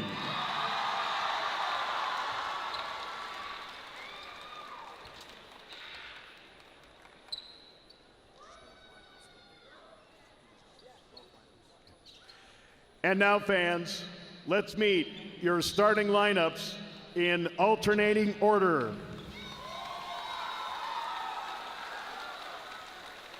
At a guard forward for O'Gorman, a 6'2" senior, number 3, Braylon Yellowbird. At a guard for Huron, a 6'5" sophomore, number 20, Miles Elwine. At a guard forward for O'Gorman, a 6'2" senior, number 4, Camden Cece. At a guard for the Tigers, a 6' senior, number 23, Mason Jurgens. At a guard forward for O'Gorman, a 6'2" junior, number 5, Chase Hermanson. At a guard for Huron, a 6'10" senior, number 30, Blake Elwine. At a guard for O'Gorman, a 6' senior, number 10, Mason Clark. At a forward for Huron, a 6'6" junior, number 32, Anderson Porsche. And at a forward for the Knights, a 6'3" senior, number 24, Jackson Wheeldryer. And at a forward for Huron, a 6'8" junior, number 40, Davis Chase. Tonight's lineups are brought to you by Channel C. O'Gorman Knight fans, are you ready? Huron Tiger fans. JJ, these teams met late in the season. Huron won by 4 points. This is going to be a great battle here today. You've got O'Gorman riding a 2-game winning streak, Huron riding an 8-game winning streak. You've got size and you've got speed ready to do battle for a chance to go to the state semifinals. The size is noticeable as Huron gets inside the center circle with their 6'10" senior Blake Elwine going up and tipping it, and it's going to be O'Gorman's shorter senior, the 6'2", Camden Cece, who got the tip to get O'Gorman the basketball. They will wear the dark blue jerseys with the white letters, numbers, and gold trim. Huron is in the home whites tonight with the orange letters, numbers, and black trim.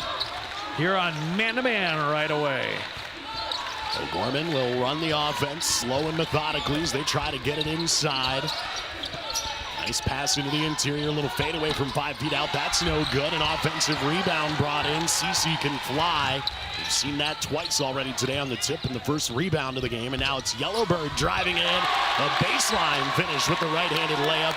That gives O'Gorman the first lead of the night. And we'll see how hard O'Gorman presses in the backcourt tonight. Little token pressure there. Knight's going to go man-to-man, and they're going to match up, it looks like, Clark against the big 6'10" man, Elwine. They post him up. And the easy finish. Great use of the pivot foot there, that little drop step. And Elwine is a good three-point shooter. Blake, that is. O'Gorman just kind of feeling things out. Yeah, O'Gorman's going to have to move well without the basketball tonight. They're not going to stand around and beat a team that is like 3 to 4 inches taller at every position than them. You've got to look for the perfect shot, too. You can't assume it's going to be there. That was a pretty good look that time. Left off the front side of the iron. The ball out of bounds as I believe Elwine tried to keep it alive, and it's going to go back to O'Gorman. 6:21 left to go in this opening quarter. Tied 2-2. O'Gorman basketball. You know, a few years ago we saw Elwine play as a much younger player, and we knew he was going to be special, and he is, going to South Dakota State. Tall and lanky, yet has good foot speed. Well, and Huron did not play well in that tournament a couple of years ago. They're hoping to have a much better showing this time around. Yeah, they got 6th place here and did in 2025, and a couple of years ago they were in consolation play, I think in 2024 as well. This is a team that, on paper, size, the shooting, the future plans with kids going D1, things like that, they should be the odds-on favorite here today, but the magic of O'Gorman, when Coach Roby gets his guys out there playing at their best, it is sometimes just a freight train you don't want to step in front of.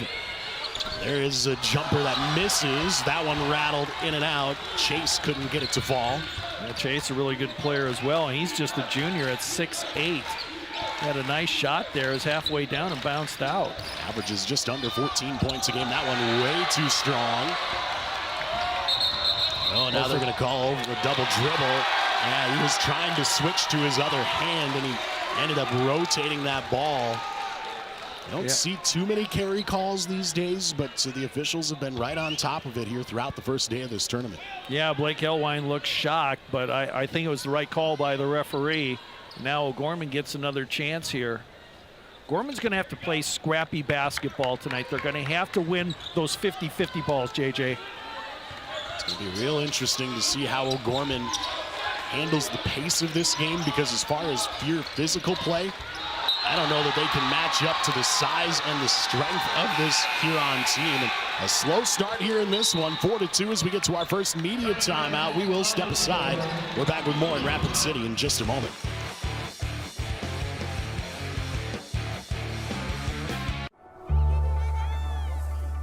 You live life on the move. While you determine what direction that may be, we're here to help along the way. So go. Go with values. Go with friends. Go with support. Go with convenience.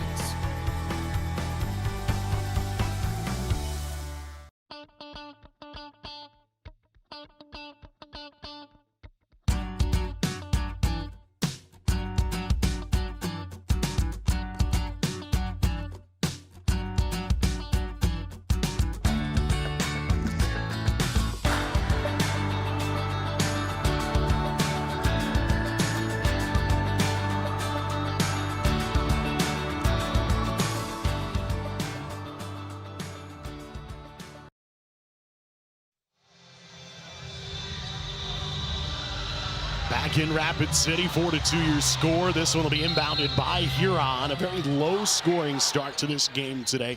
Only 2 shots from the Huron Tigers so far. They want to get it across the half-court line and run their offense. Haven't really had a comfortable opportunity to do that yet. Nice entry pass there in the finish. And that's Huron just using their side as Davis Chase gets the finish.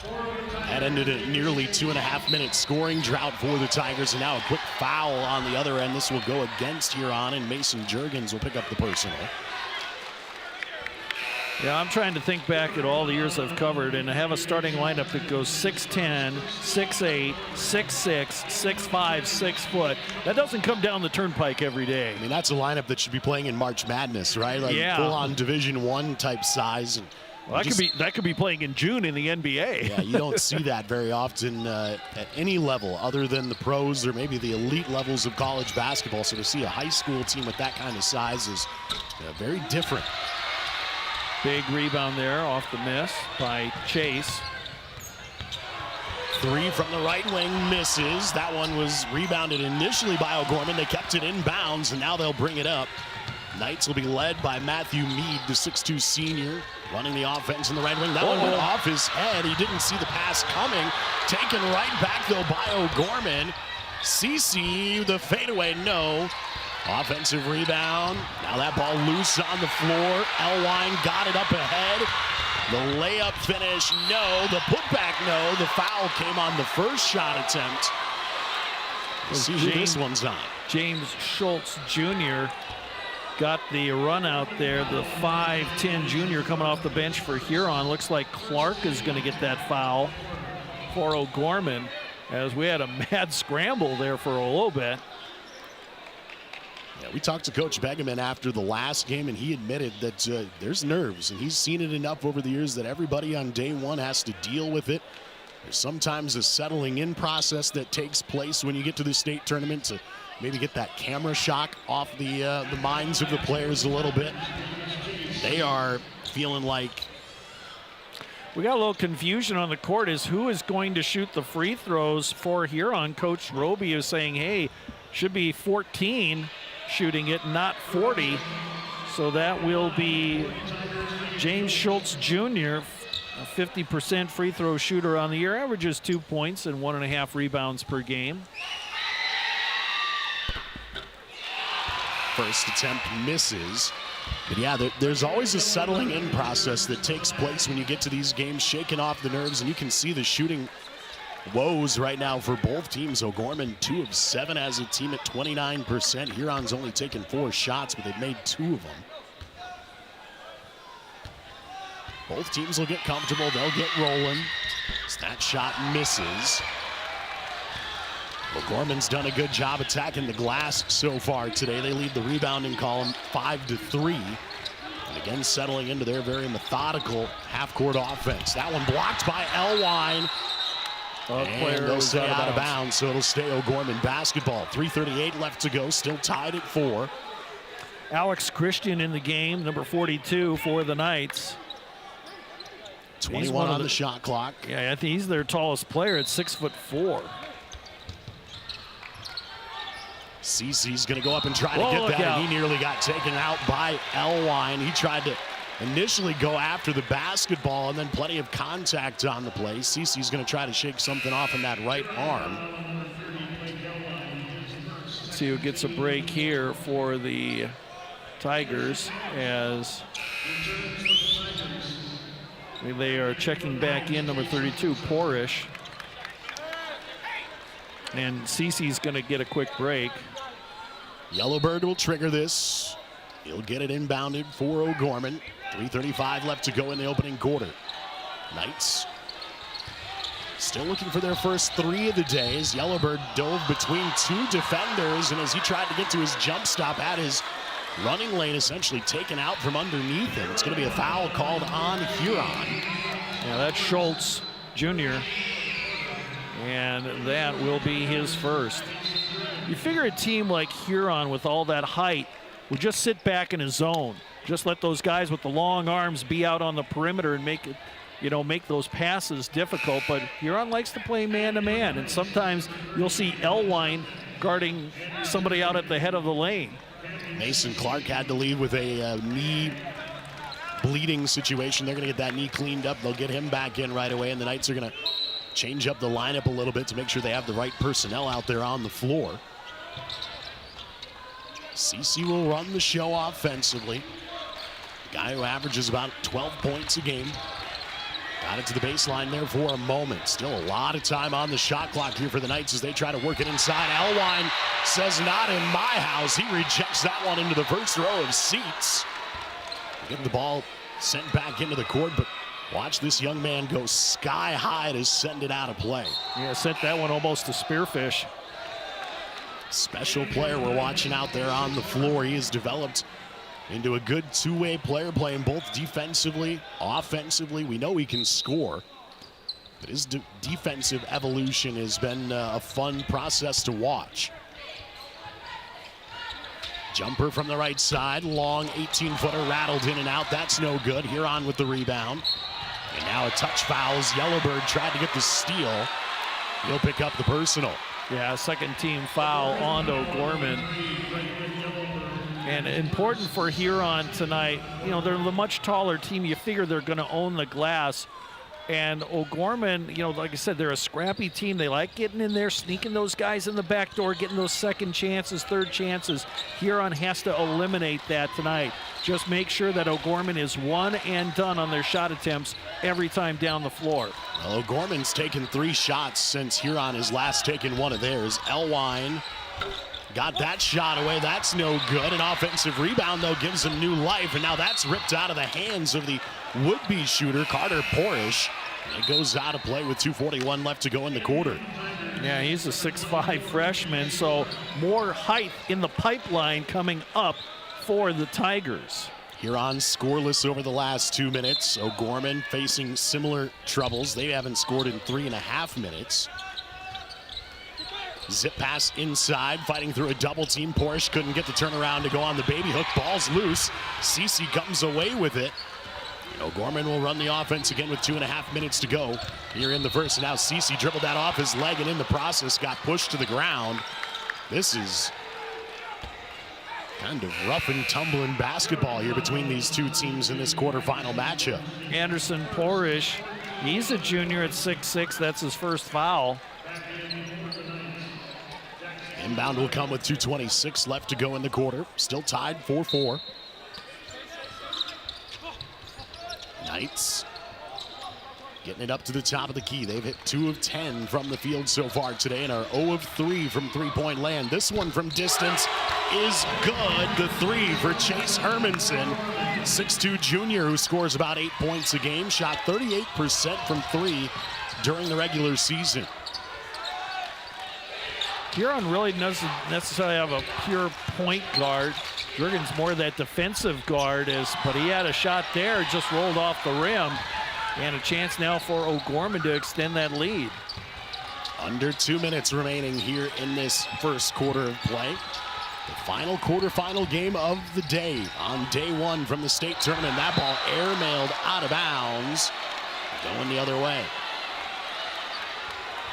By Clark. Coach Roby just has to smile at that one. And now Huron's going to apply the pressure. And yeah, Huron really doesn't have a point guard. Jurgens, again, he's listed as a guard. He's a good defensive player. And, he averages 3.5 points and a rebound per game, but he's not that true, classic point guard that we saw from Schmaus in the last game. And that one was blocked, but there's a foul. Elwine got grazed on the chin, and I think he would argue that he is their guard. I mean, he stands at 6'10" and doesn't necessarily look in the eye as if he would be a true guard like you would describe, but he plays like it at times. He'll stand at the top of the key. He can dribble drive. He'll run the offense. I think that's what makes him so enticing at the next level when he does graduate and move on. Yep, he's heading to South Dakota State. And yeah, Elwine has really, really good handles as Yellowbird has to check out of the game for O'Gorman. When he played at the state tournament in Sioux Falls in his sophomore year, you and I called that that tournament, and we said that he was one of the more outstanding players at that tournament as a sophomore. Now, fast forward 2 years later, you could argue that he's maybe the best player in AA basketball this season in South Dakota, and could very easily be considered for the Gatorade Player of the Year when it's all said and done. We'll have to see how that plays out, but he's playing at an elite level, and his defense makes him special. On top of his ability to score, doesn't get the dunk there. Good transition defense by O'Gorman to break up that dunk. Three from the top of the key on the way. That's no good, and rebounded by Huron. They'll try to settle down. Tigers have hit just one of their last 7 shots. That one misses. That one misses. Elwine zips it back inside. That one goes. Hung on the rim for a moment, but Anderson Porish flexes on him as he finally gets it to go. And this is something that Coach Roby has to be worried about. Offensive rebounds. They cannot give Huron that many chances with all those 6'6" and 6'8" guys in there. Now Huron's going to bring in Oakley Anderson, a 5'7" senior, as Juergens will get a break, the 6-foot senior. This is the smallest lineup you'll see from Huron at any point in the game today. As that free throw goes. You know, and we saw Porish as a freshman in that tournament, and he was impressive that day as well. And we started speculating, man, here in a couple of years, Huron's going to have a really tough team, and they do. 17-4 on regular season play. And they still, like I said, they still got some underclassmen out there that have really good height. O'Gorman. About it. 10-second difference between shot clock and game clock here as we wind down at the end of this first quarter. A drive inside. The layup is there. Bucket good for Chase Hermanson. The 6'2" junior puts in another one. Nice elevation. Used the left hand. Got it over the taller defender and used the window. Shot clock turned off now. Tigers with the last look here in the opening quarter. Nice drive inside. Ooh, contact on the way up. Cece tried to block the shot, left his feet. There was some heavy contact there, and we'll have 2 free throws coming up now for Miles Elwine, the 6'5" sophomore, getting to the free throw line where he is perfect on the year, 7 for 7 on the season. And yeah, Wheeldriver's going to pick up that foul, his first for O'Gorman. A lot of contact there, and this young man is a sophomore. Take a look at it. Sophomore, senior, junior in the starting lineup for Huron. Then a couple of their main players off the bench, a junior, a senior, a junior, a freshman. Jason Truen just checked into the game for O'Gorman here at the closing seconds. This one heaved from 3/4 away. Nope. Off the mark, and that's how your first quarter will come to an end. 10-9, Huron with the early lead. We'll go to the second quarter when we come back with more Class AA boys basketball on South Dakota Public Broadcasting.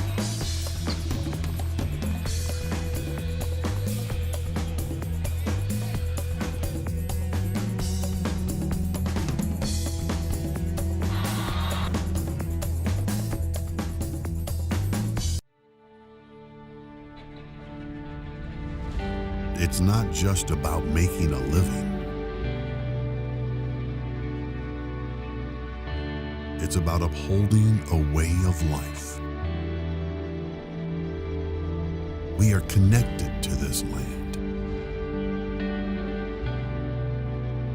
committed to the future. Bank West.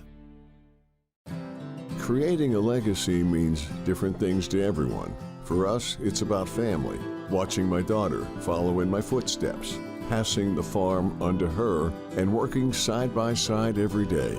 It's about building something that lasts. Agtegra Cooperative has been by our side through it all, supporting us from one generation to the next. Agtegra Cooperative, legacy rich, future focused for generations to come.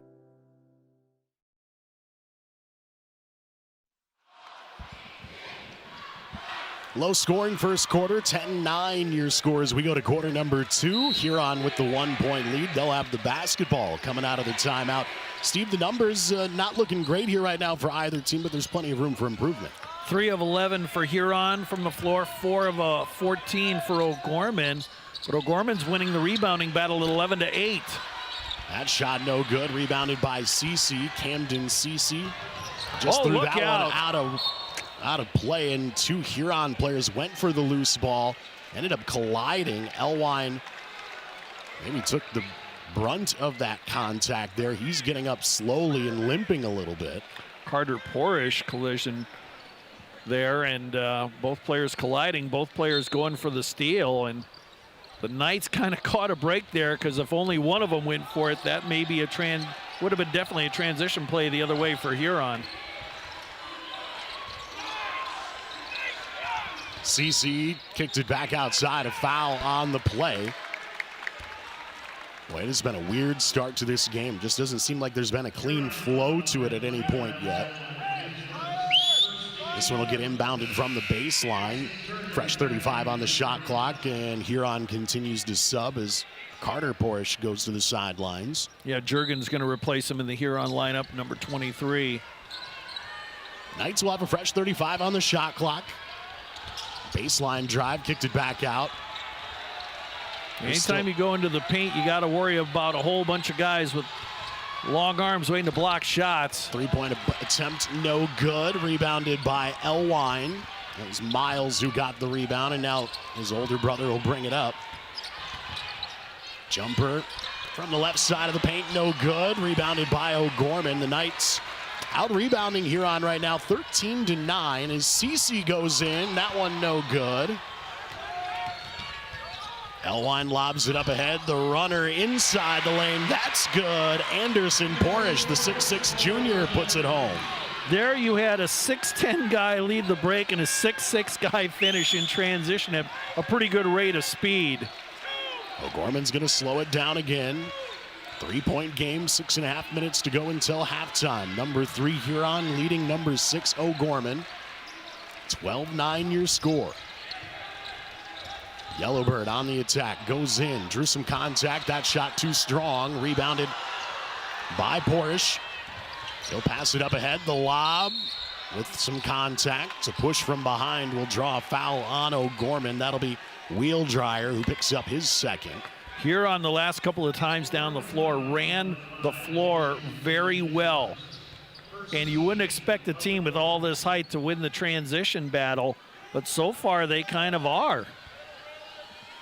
I think they're going to call that foul actually on Chase Hermanson. So that'll be Hermanson picking up the personal foul. Yeah, that's his first. Yep. Just over 6 minutes left to play in the first half. Tigers looking for a 3. That off the left side of the iron is no good. Porish doing a good job throwing that off of Yellowbird's backside, and it goes out of bounds. It's going to stay with the Tigers. Yeah, smart play there by number 32, the junior. He was falling out of bounds and just decided to throw it off the backside of one of the players in blue, but that's good hustle by Huron. Fresh 35 on the shot clock. They'll waste no time with the 3 from the top of the key. That's good. Miles Elwine gets his 3 to go. That's his first make of the game from the field. He's now 1 for 4. Yeah, he's a 34% shooter from beyond the arc. That was just a nice, quick play to get things started. O'Gorman couldn't get their defense set, but there's Wheeldryer with a great drive. O'Gorman continues to look for avenues to attack the rim offensively. It is not easy against this taller, lengthier team, but they found a bucket there and a chance at a 3-point play now as Wheeldryer steps up to the free throw line where he is 84% on the season. Blake Elwine just got the foul. That's his second.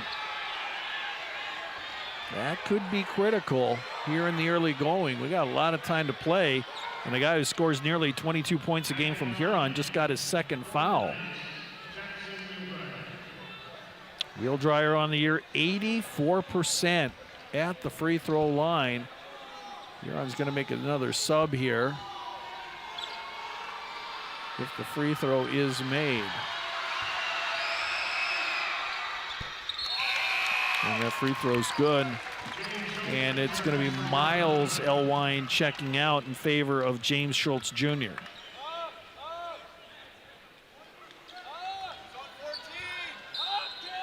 Now there comes that pressure. Tigers will bring it up. CC will run things defensively for the Knights, guarding the point guard. Now switching off as Elwine gets it in the left wing. He'll back up the defender with the size matchup in his advantage. Tigers will swing it over to the right side, back to the top of the key. They want the three, but the Knights have done a good job of collapsing and taking away those opportunities. And now a foul from behind. It's Truen picking up his first personal. Yeah, 6'3" sophomore checking in. He scores 2 points, gets nearly 2 rebounds per game. New player in, Chase Schuckhart, a 6'4" junior in for Huron. Just over 5 minutes left to go now in the half. Tigers getting it inside, back out.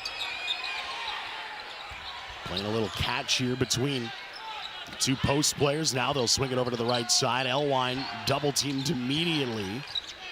He'll bring it back out with 17 on the shot clock. Zipped it inside. The layup attempt no good.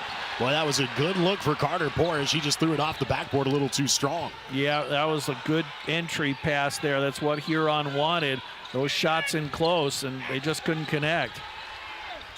Attacking the rim and putting it in. There's Mason Clark, this 6-foot senior. He'll have a free throw coming up when we return after the media timeout. It's a 1-point game in Rapid City. Back with more AA boys basketball right after the break.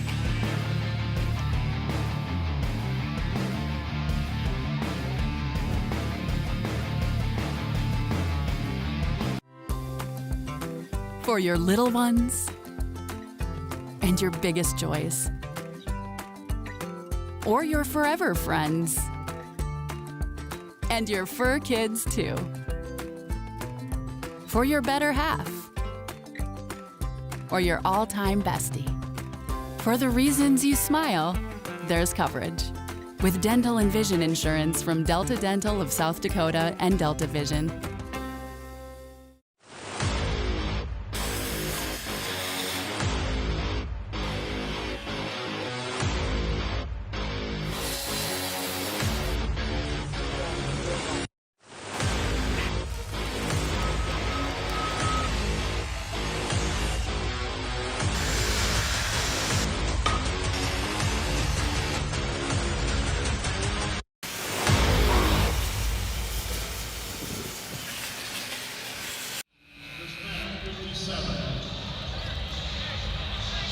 One-point lead for the Huron Tigers, 15-14 your score. Both teams trying to get the offense jump-started. O'Gorman 6 of 19 from the field so far today. Huron 5 of 17. Both teams have made just 1 3 so far today. Carter Porrish picked up that foul before went to break. That's his first. This is just the second free throw attempt for the O'Gorman Knights as a team today, and it goes in. They remain perfect at the line. This game is tied at 15 apiece.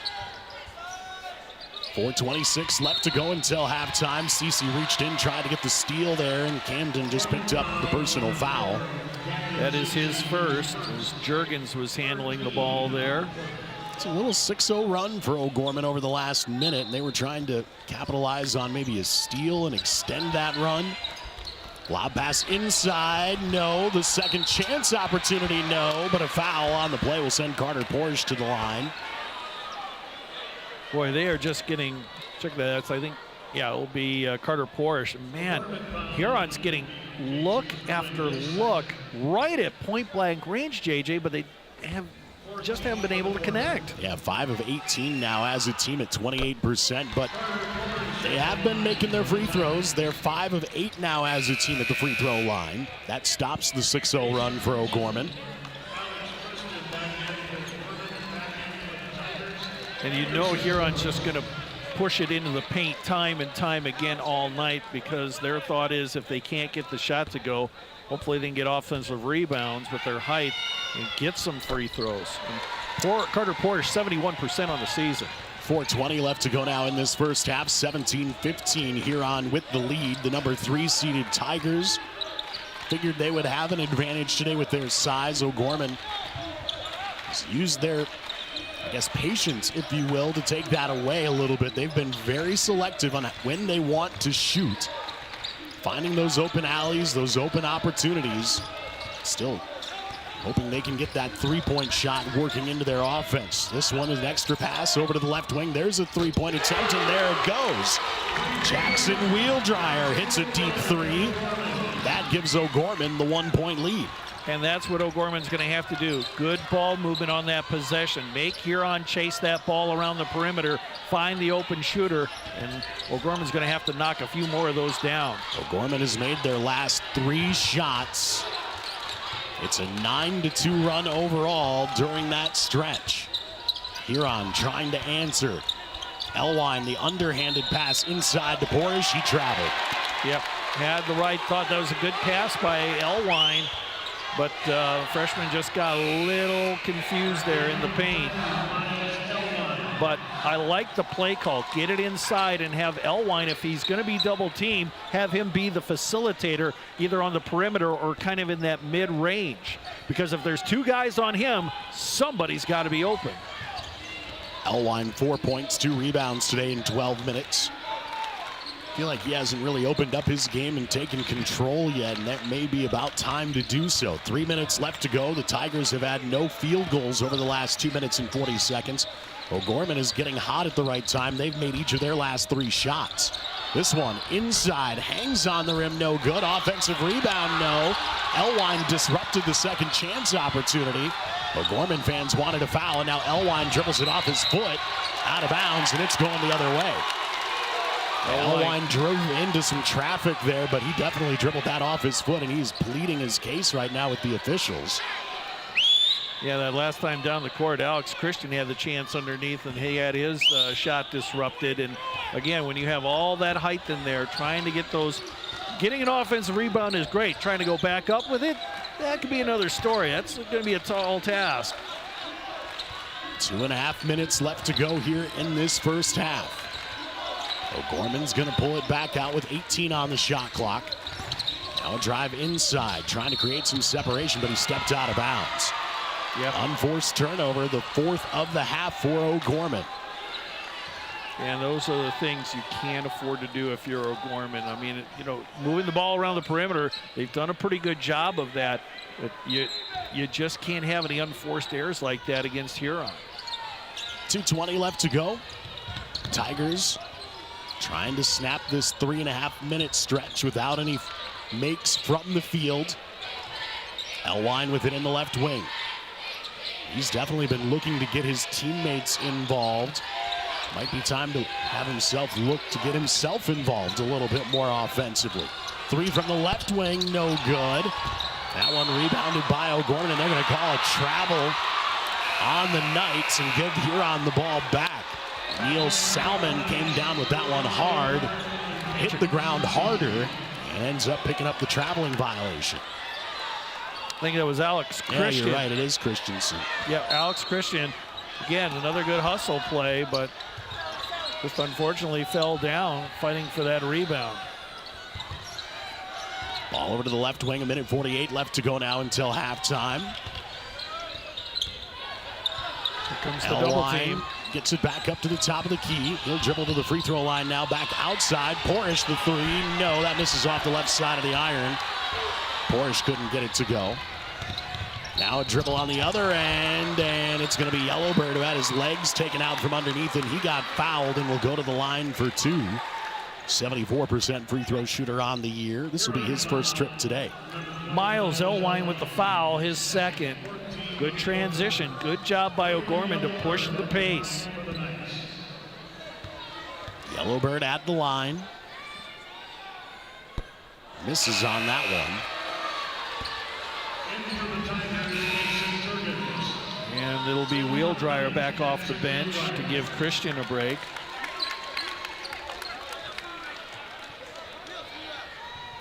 It's interesting to listen to this O'Gorman sideline as the players come off the floor. They have this frustrated look on their face, but nothing but positivity coming from their coaches. They're trying to keep that energy level up, keep the positivity level high. Eventually, these two teams are going to break through and start scoring some points, but they need to stay mentally tough in this game as Yellowbird makes the free throw. 34, Ty Kleinsaucer checking in for Huron.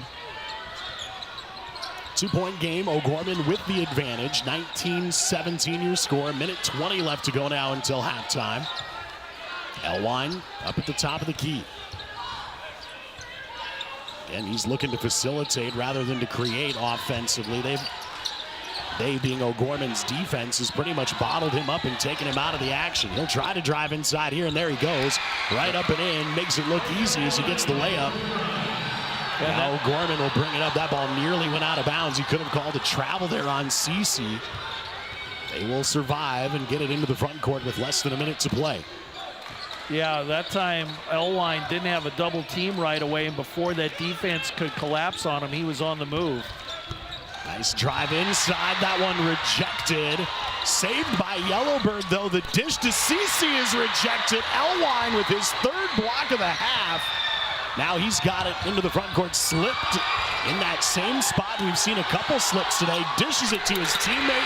The two-handed slam for David Chase. Yeah, good job by Elwine to keep the ball alive, keep his dribble alive. And again, that little spot there, we've seen a couple players slip right there. 8 seconds left. O'Gorman looking for the final shot of this half. The jumper left short. That one picked up by the Tigers. They won't get a shot away, and their crowd erupts. A 21-19 lead for Huron, and a little momentum for the Tigers heading into the locker room at halftime. Low-scoring first half in Rapid City. We'll dissect it when we come back after the break on South Dakota Public Broadcasting.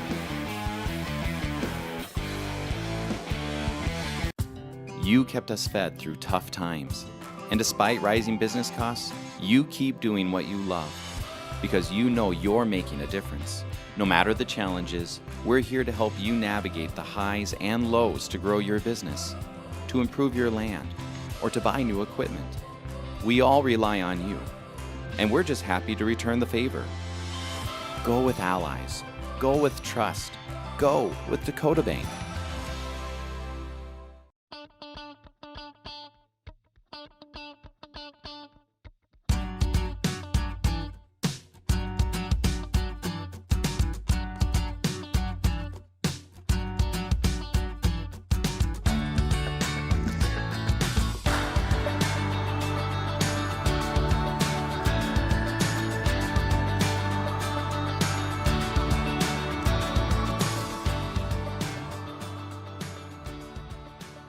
Nothing has embodied the American spirit like the family farmer. Year after year, they continue to work the land and plant their crops. Through droughts, floods, and uncertain markets, they keep that spirit alive with another crop harvested for the next generation. And for that, we tip our hats to them.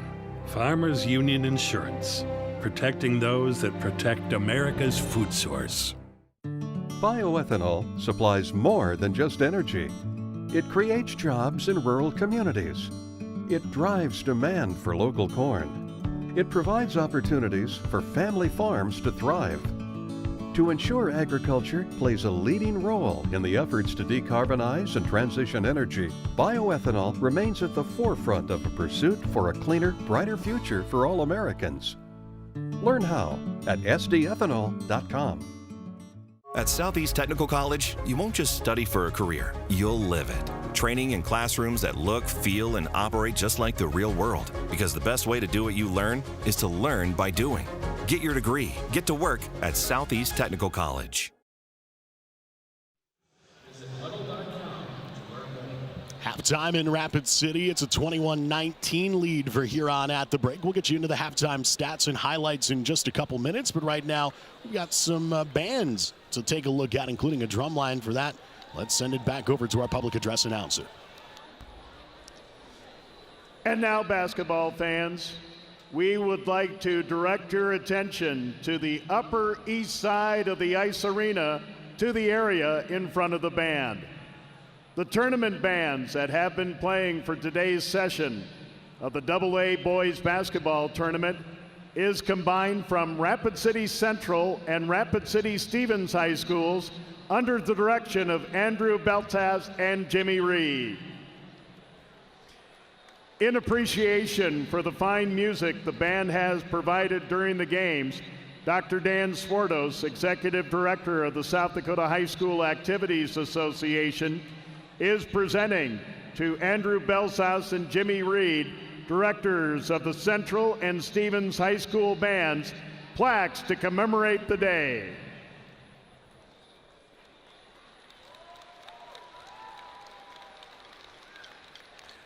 And now, fans, for your halftime entertainment, let's welcome the drum line from Rapid City Stevens.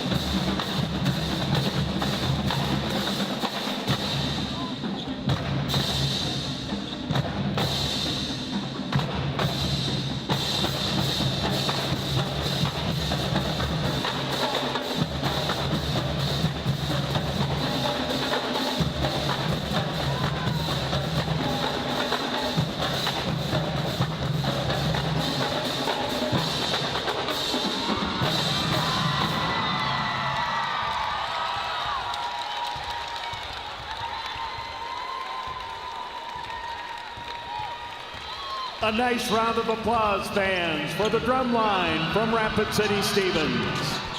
We will take another timeout. When we come back, we'll get you our stats and highlights and get ready for our third quarter. It's all coming up after the break on South Dakota Public Broadcasting. Reading opens every door to learning, opportunity, and understanding. The South Dakota Department of Education is strengthening literacy outcomes for students across our state, helping educators connect classroom instruction to the science of how children learn to read and write. Through professional support and shared resources, schools are building strong foundation in literacy for every learner. South Dakota Department of Education, learning, leadership, service.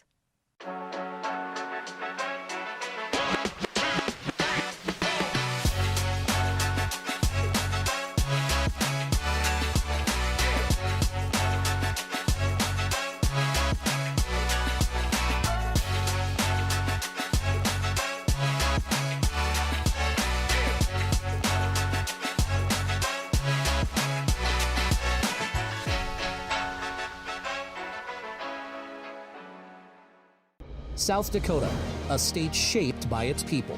It's more than a place, it's opportunity waiting to be realized. At South Dakota State University, opportunity is turned into progress. Through research, education, and a community that inspires, SDSU drives the future of this state. We're not just here, we're taking action with purpose, trust, and impact. This is SD State. Protecting crops. Agronomy Plus in Mitchell, Rock Creek in Howard, and Valley Station in Armour provide agronomy services, fertilizer products, and crop analysis systems, including Agronomy 365. This system helps manage your field's performance, supporting small-town communities while hiring and training local youth. Agronomy Plus in Mitchell, Rock Creek in Howard, and Valley Station in Armour, serving area producers and their communities.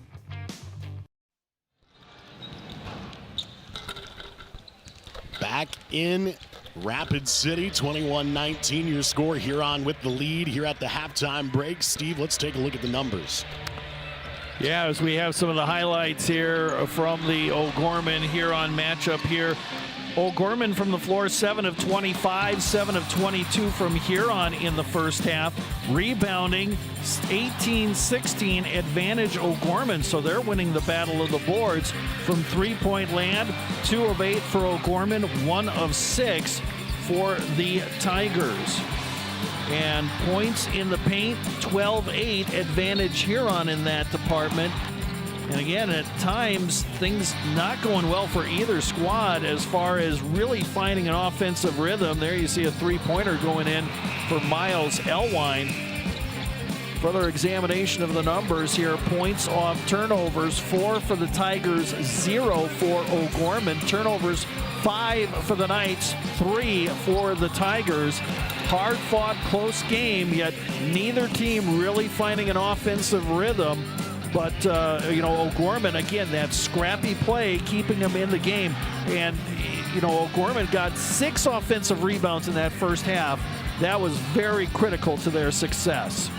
Both teams are ready to go, so are we. We put 8 minutes back on the big board. 2 quarters left to be played here today as Huron settles in defensively to start our second half. It'll be the O'Gorman Knights running the offense.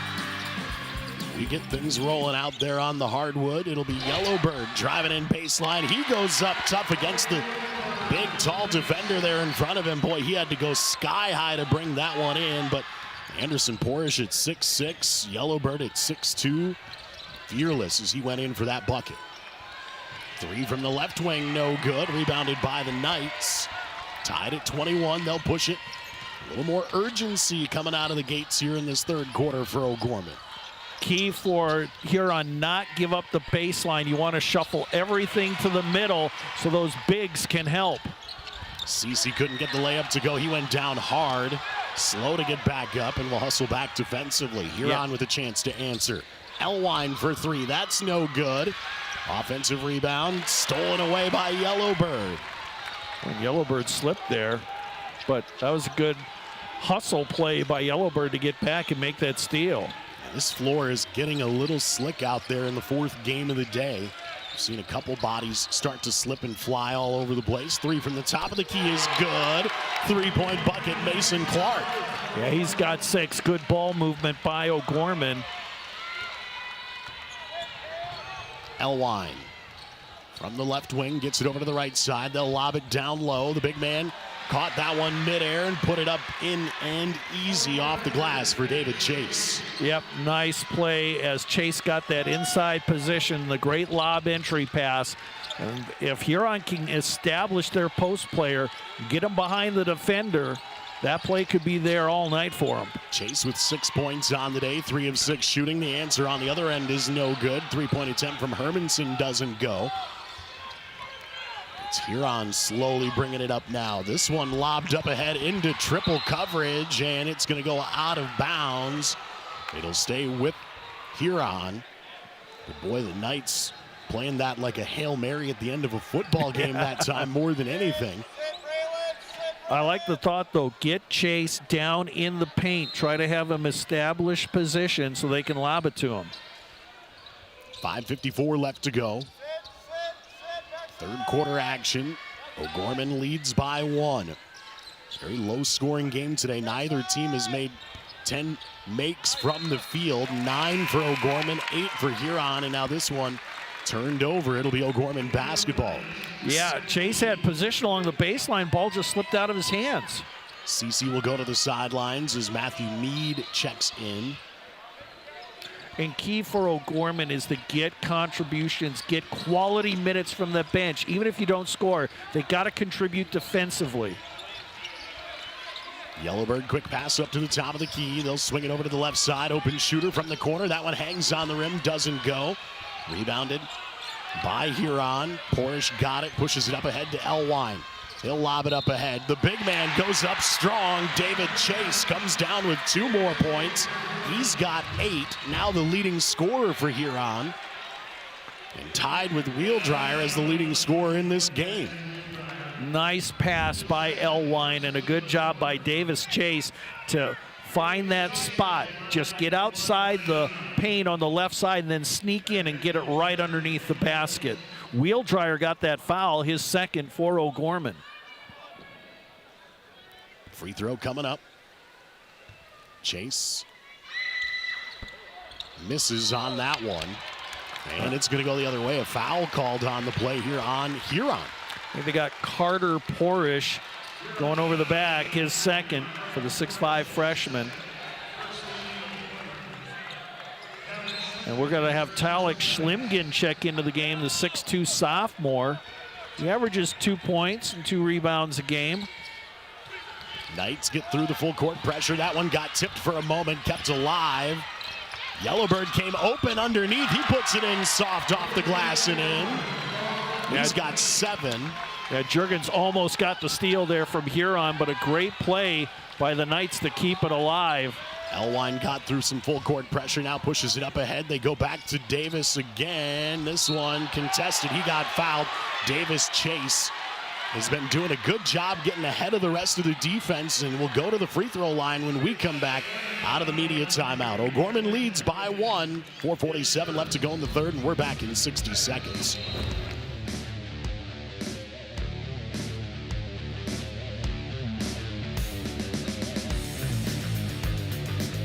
Your Great Plains Case IH dealers know that hard work starts early, in the field and on the field or the court. Dedication, teamwork, pride. The values driving farmers also power South Dakota athletes. Growing crops or growing champions, it takes the same drive to succeed. Your local Great Plains Case IH dealers know the future is built by showing up day after day, ready to work, ready to win. Great Plains Case IH dealers, supporting schools, athletes, and the communities we grow.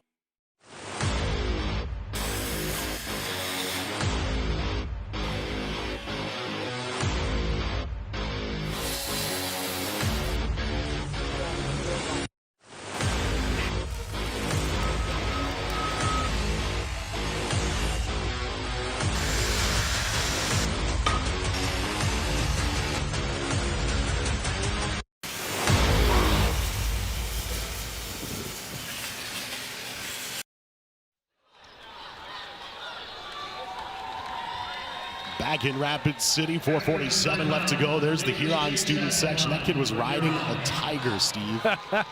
We got some, you look at the O'Gorman fans there, creative costumes and other stuff we've seen throughout the day. It's the first time we've seen inflatables. I've seen a lot of student sections in my years covering high school state tournaments. Never seen an inflatable mascot-like costume being worn by the student section. They've got the, I think they're hunting, tiger hunters out there today in the Huron student section. O'Gorman coming in, looking like they've got the red, white, and blue theme today. So that goes in. Tied at 26 again. Going to the sidelines. Huron's top player in this second half anyways, David Chase. It's been a big difference maker. He needs a breather over there with 8 points. He's played 17 minutes today. You have Elwine out there at the top of that press. A guy with those long arms, and he almost got his hand on a basketball there. And now they're going to call an offensive loose ball foul on O'Gorman. Something underneath the hoop. Oh, Schlimgen with the foul. Yeah, didn't see what happened there, but they called it quickly from the top of the key, so they must have had their eye on somebody down low, and Coach Roby's wondering the same thing. What happened? That's his second, team's third, and O'Gorman's going to apply some pressure. Tigers into the front court. Offense being run through Schultz. James Schultz Jr. scores about 2 points a game. A facilitator getting it to Elwine. He drives inside. The big man up. Nope. Got his own rebound and had his legs taken out from underneath him. I think this is going to be a foul on O'Gorman. And Schlimgen got his third foul, so he hasn't played in there a whole lot. He's committed 3 fouls in a hurry, but it was not in the act of shooting. And here comes Yellowbird back to the scorer's table. Schlimgen will go to the sidelines. 2 minutes, 2 personal fouls. Clock stalling here at 4:10 left to go in this third quarter. Tigers still trying to get their three-point shooting going. Here's one from deep, and it's good. Just their second make from downtown here today. Now a timeout called by Huron. Huron will talk things over with 4 minutes left to go. It'll be a full timeout. We will step aside. 29-26, Huron with the lead. We're back with more from Rapid City after the break.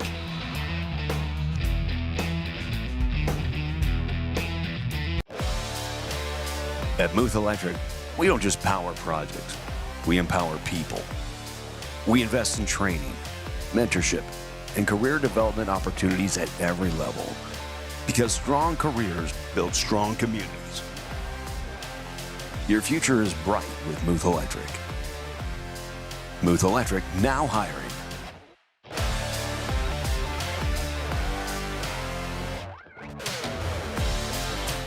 Since 1882, we've raised 5 generations of hardworking Americans on this land. Our great-great-grandfather believed in something simple: respect the land and it will provide. Anthem Oats, grown by us, shared with you.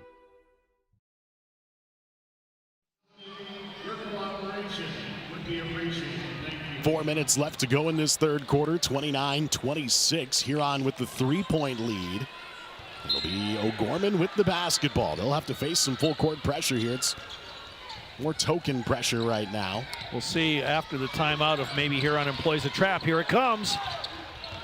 Ball over to the right side. They'll get it back to the top of the key and reset. This will be Mason Clark running the offense. Clark hands it off. Wheel Dryer, who's been the hot hand throughout the game today. Now Yellowbird. They're keeping Elwine really at the top of that defense to shut down any three-pointers from up top. Switching hands now. Mead inside the lane, had his pass taken away. Elwine with the steal. They'll look for some help. Porish zips it inside. Turn around. That one left short. Elwine with the rebound and the putback. So quick with that first step. Those long legs of his allowed him to get into the lane quickly before anybody else could jump on it. Now Yellowbird quickly dumps it up ahead. The layup misses, and a foul on the play called on O'Gorman. This will be Matthew Mead after the miss, picking up the personal. Yeah, frustration foul there. He had the layup and he just left it a little bit short and then committed a foul after Huron got the rebound, and that's gonna play that drives coaches crazy there. And that, I think, is the 5th team foul on O'Gorman. Huron in the midst of a 6-0 run over the last minute 43. At the free throw line will be Miles Elwine. Again, perfect on the season at the free throw line heading into this tournament. He's 1 for 2 now today.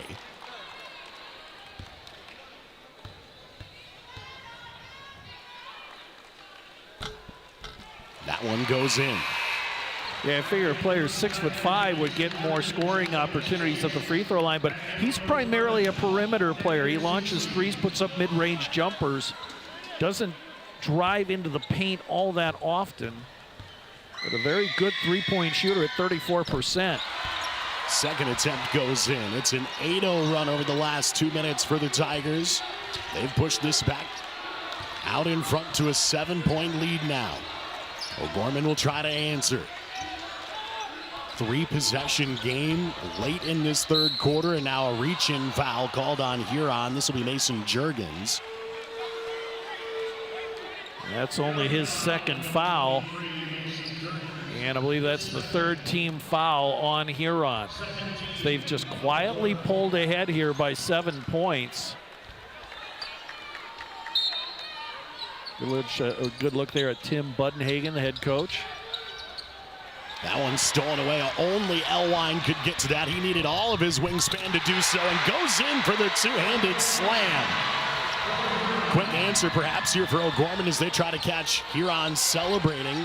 Tigers do a good job of getting back defensively. Well, it's not like they haven't seen him dunk the ball before. Yellowbird will drive inside, now brings it back out. Boy, the closeout defense for the Tigers, taking away any of those driving lanes in towards the hoop. It has not been easy today, and again, creating congestion there. Elwine wanted the jump ball. Instead, he's going to pick up a personal. Yeah, that is Blake Elwine with the foul, and that is his 3rd. And Huron switching up a little things, defensively here in this third quarter, and it's caused some problems for the Knights as they are switching off a lot more than compared to what they did in the first half. Yeah, O'Gorman hasn't scored in 2 minutes and 40 seconds during that stretch. 3 turnovers. Over the last 4 minutes, it's a 14-2 run for the Tigers. Got to stop there. Elwine with the rebound. He'll zip it up ahead. Now that one's stolen away again. The Knights did a great job hustling back defensively. Yeah. Christian got his hands on that one. Yeah, nobody helped out. Juergens yelling, ball, ball. 3 from the top of the key on the way. That one off the front side of the iron. Elwine with another rebound. That's his 6th of the day, approaching a double-double over 21 minutes. He'll race in, going coast to coast for the left-handed layup. The Knights basically just let him skirt right through everybody in for the easy layup. Yeah, the defender tried to draw the charge, but he kind of telegraphed it way too soon. That 3 is blocked, and a foul on the play. It's going to be called on Chase Sherhart. Yeah, Schuckhart, the 6'4" junior, and we got 3 free throws coming up here. Going to the free throw line will be Wheel Dryer today. Wheel Dryer, 8 points. 1 for 1 at the free throw line over a 20-minute stretch. Yeah, Wheel Dryer averages just shy of 9 points a game, and he's an 84% free throw shooter on the season. This one is good.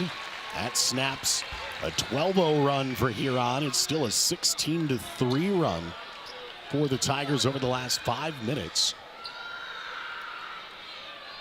Yeah, and we're finally seeing Huron kind of get into the flow of their offense, and it's been set up by their defense. Second free throw is good. 9-point game. For O'Gorman right now, I think the mission has to be until the end of the third quarter to try to cut this to a 3-possession game, a 2-possession game. Small little battles, winning it all the way to win the war, and it's not an easy one to win against Huron. They go 2 for 3 at the free throw line this time. Just start cutting away at things. Elwine lobs it inside. Good quick ball movement and an emphatic slam from Davis Chase. That electrifies the Huron crowd. Make the extra pass. Find the open man along the baseline. Huron did that. Unselfish play. It got him the dunk. O'Gorman looking for their first field goal in nearly 4 minutes.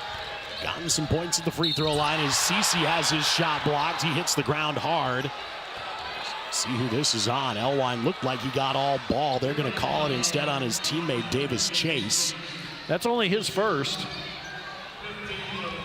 11 points, 3 rebounds today for Davis Chase. Cece at the free throw line.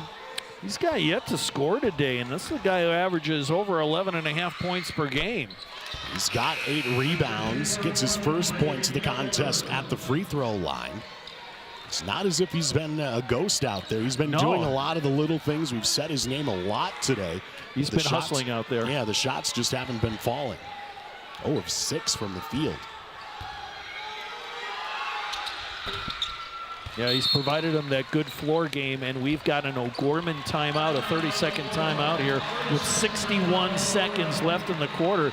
O'Gorman, okay, they got step 1 done. They've cut that lead down to single digits, and now they got a little over a minute to work with to try to play some defense and try to cut it to a 2-possession game here while we're still in this third quarter of play.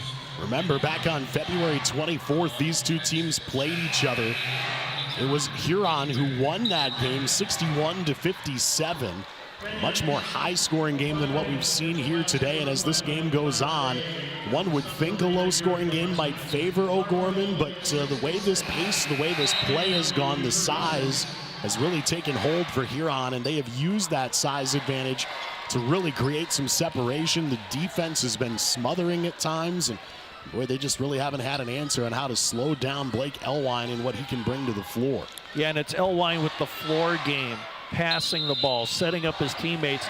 That sparked everything here in this third quarter of play.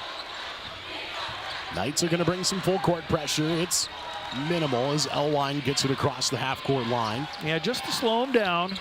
Under a minute remaining now. 9-point game.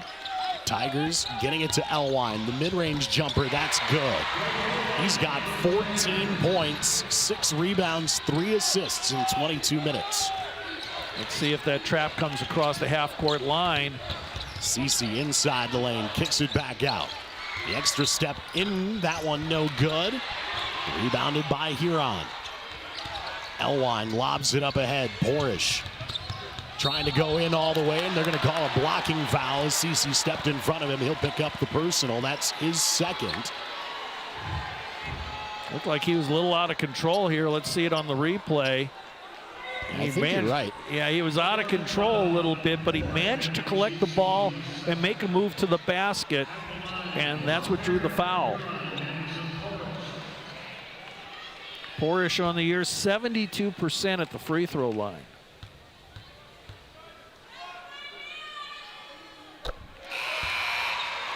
That makes it a 12-point game. Oakley Anderson checking back in along with Carter Porish. And here comes Juergens. Gave Schuckhart a break.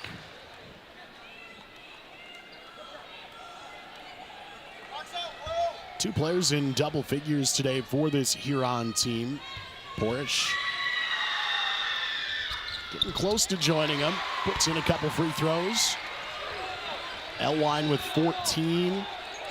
Chase with 11. Porish now has 7. Here comes the trap. Cece found a lane inside. He'll go up and in for the left-handed layup. His first bucket from the field in 7 tries. That half-court heave, nowhere close, and that's how your third quarter will come to an end.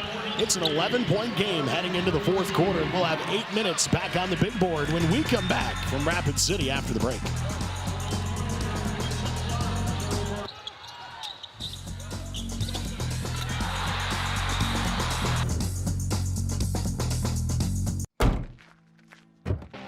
Are Peterson reps real-life seed heroes? Well, they've been known to go the extra mile, literally thousands of extra miles every year. And when they're not driving gravel roads, they're out walking fields and sampling soil. When time is the enemy, they're there to save what's left of the day. Are all Peterson reps seed heroes? I guess that's a yes. Peterson. We're that kind of seed company. Powering the possibilities of tomorrow starts today. For our homes, our farms, our businesses. That's why our Touchstone Energy Cooperative continually plans for the future by utilizing and sourcing safe, reliable power for the next generation. So we can power possibilities long into the future. Touchstone Energy Cooperatives, powering possibilities.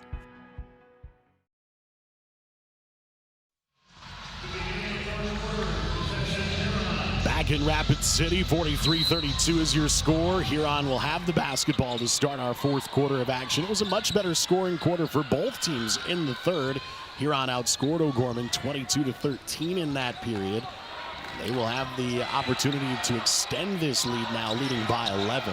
Yeah, Huron shooting 44% from the floor. O'Gorman on the game, 30%. Three from the top of the key is no good, but a foul on the play as Elwine got hit on his way down.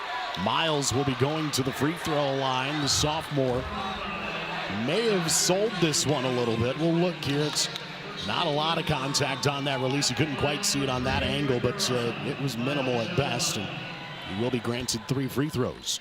Alex Christian with the foul, his first. Check that second. First one's good.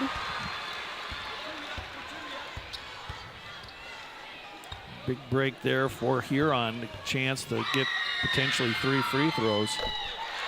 Second one's good. Miles Elwine in double figures. Third Tiger to reach double figures today. He's done the majority of his damage from beyond the arc. 2 3-point makes. He's now 5 of 6 at the free throw line. Made all 3 of them right here. Having a good day in the opening round of the AA Boys State Basketball Tournament. A 46-32 lead for Huron. There's some people who thought this might be a halftime score for these two teams. It has been a very low-scoring game here today, but Huron has used their strength, their size. They're going to call it travel. Yeah, he stepped out of bounds first, but again, a slippage underneath. Yeah, we've seen several players slip throughout the day here. And the Knights will, Cece going to check out in favor of number 13, Matthew Mead.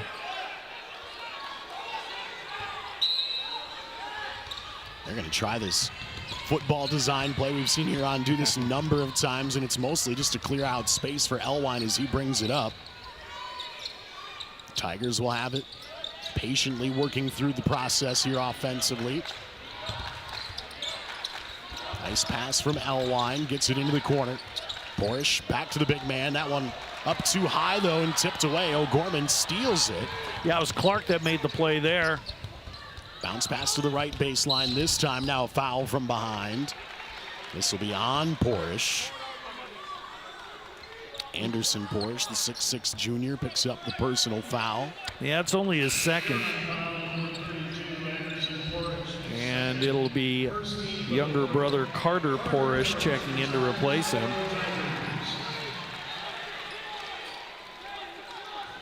The thing about Huron brings so much size off the bench. Knights knew they had a challenge today because of that size. They had a good game plan in mind. The shots just haven't been falling like they would like. 30% for the game from the field, 3 of 12 from three-point land. These type of shots just about every time are contested. That time they got one to go. It goes in for Mason Clark. He's up to 8 points on the day. More full court pressure starting to come from O'Gorman as they try to claw their way back in with 6.5 minutes to go. Elwine lost the handle, was chaotic on the way down. Now the Knights will bring it up. A 2-on-1 fast break. The layup hangs on the rim. No, that goes out of bounds. Should stay with O'Gorman, and it does. Last touched by Davis Chase. Knights catch a break, although they would have loved the layup in transition to create a little momentum. Yeah, they had the opportunity there, and it's a top opportunity to win by the boards, and the Knights just can't afford that at this stage of the game. Lob up to the top of the key. There's still plenty of time to get back in this game, but the Knights would need to get red hot offensively, really for the first time all night if they want to do so. That shot partially blocked. Yeah, that was Chase who got a hand on it. The O'Gorman bench was hoping for a goaltending call, didn't get it on that one. A lot of anxious eyes looking on right now for various reasons. Huron hoping they can get into the semifinals, a stage they have not been in a while here at the AA tournament. For O'Gorman, they're hoping that they can find a miracle and sneak away with a come-from-behind victory. Yep, last title for Huron in boys basketball, 2004. Their first title was 1917.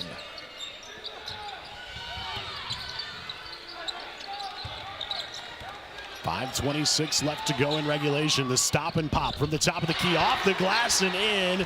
Trying to keep his team alive. Clark hits a big bucket there. Clark now in double figures, the second Knight to reach double figures. He's got 11 points on the day. Yeah, it's down to less than 10 points now.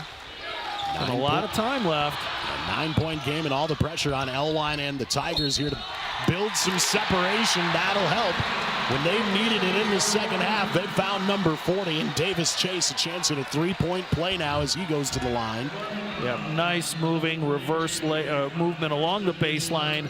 Use the rim to protect any potential shot blockers, and just a nifty play there by Davis Chase, who's really come alive here in the second half. 6'8". Davis Chase, a junior, is a real nice accent to Elwine. Everybody keeps their attention on him, and Davis, more often than not, has been open tonight. As Yellowbird got the rebound and now got fouled from behind. That'll get us to our media timeout. Huron leads by 11, 48-37, as we head into the late stages of this fourth quarter. We're back with more after the break. Stay tuned.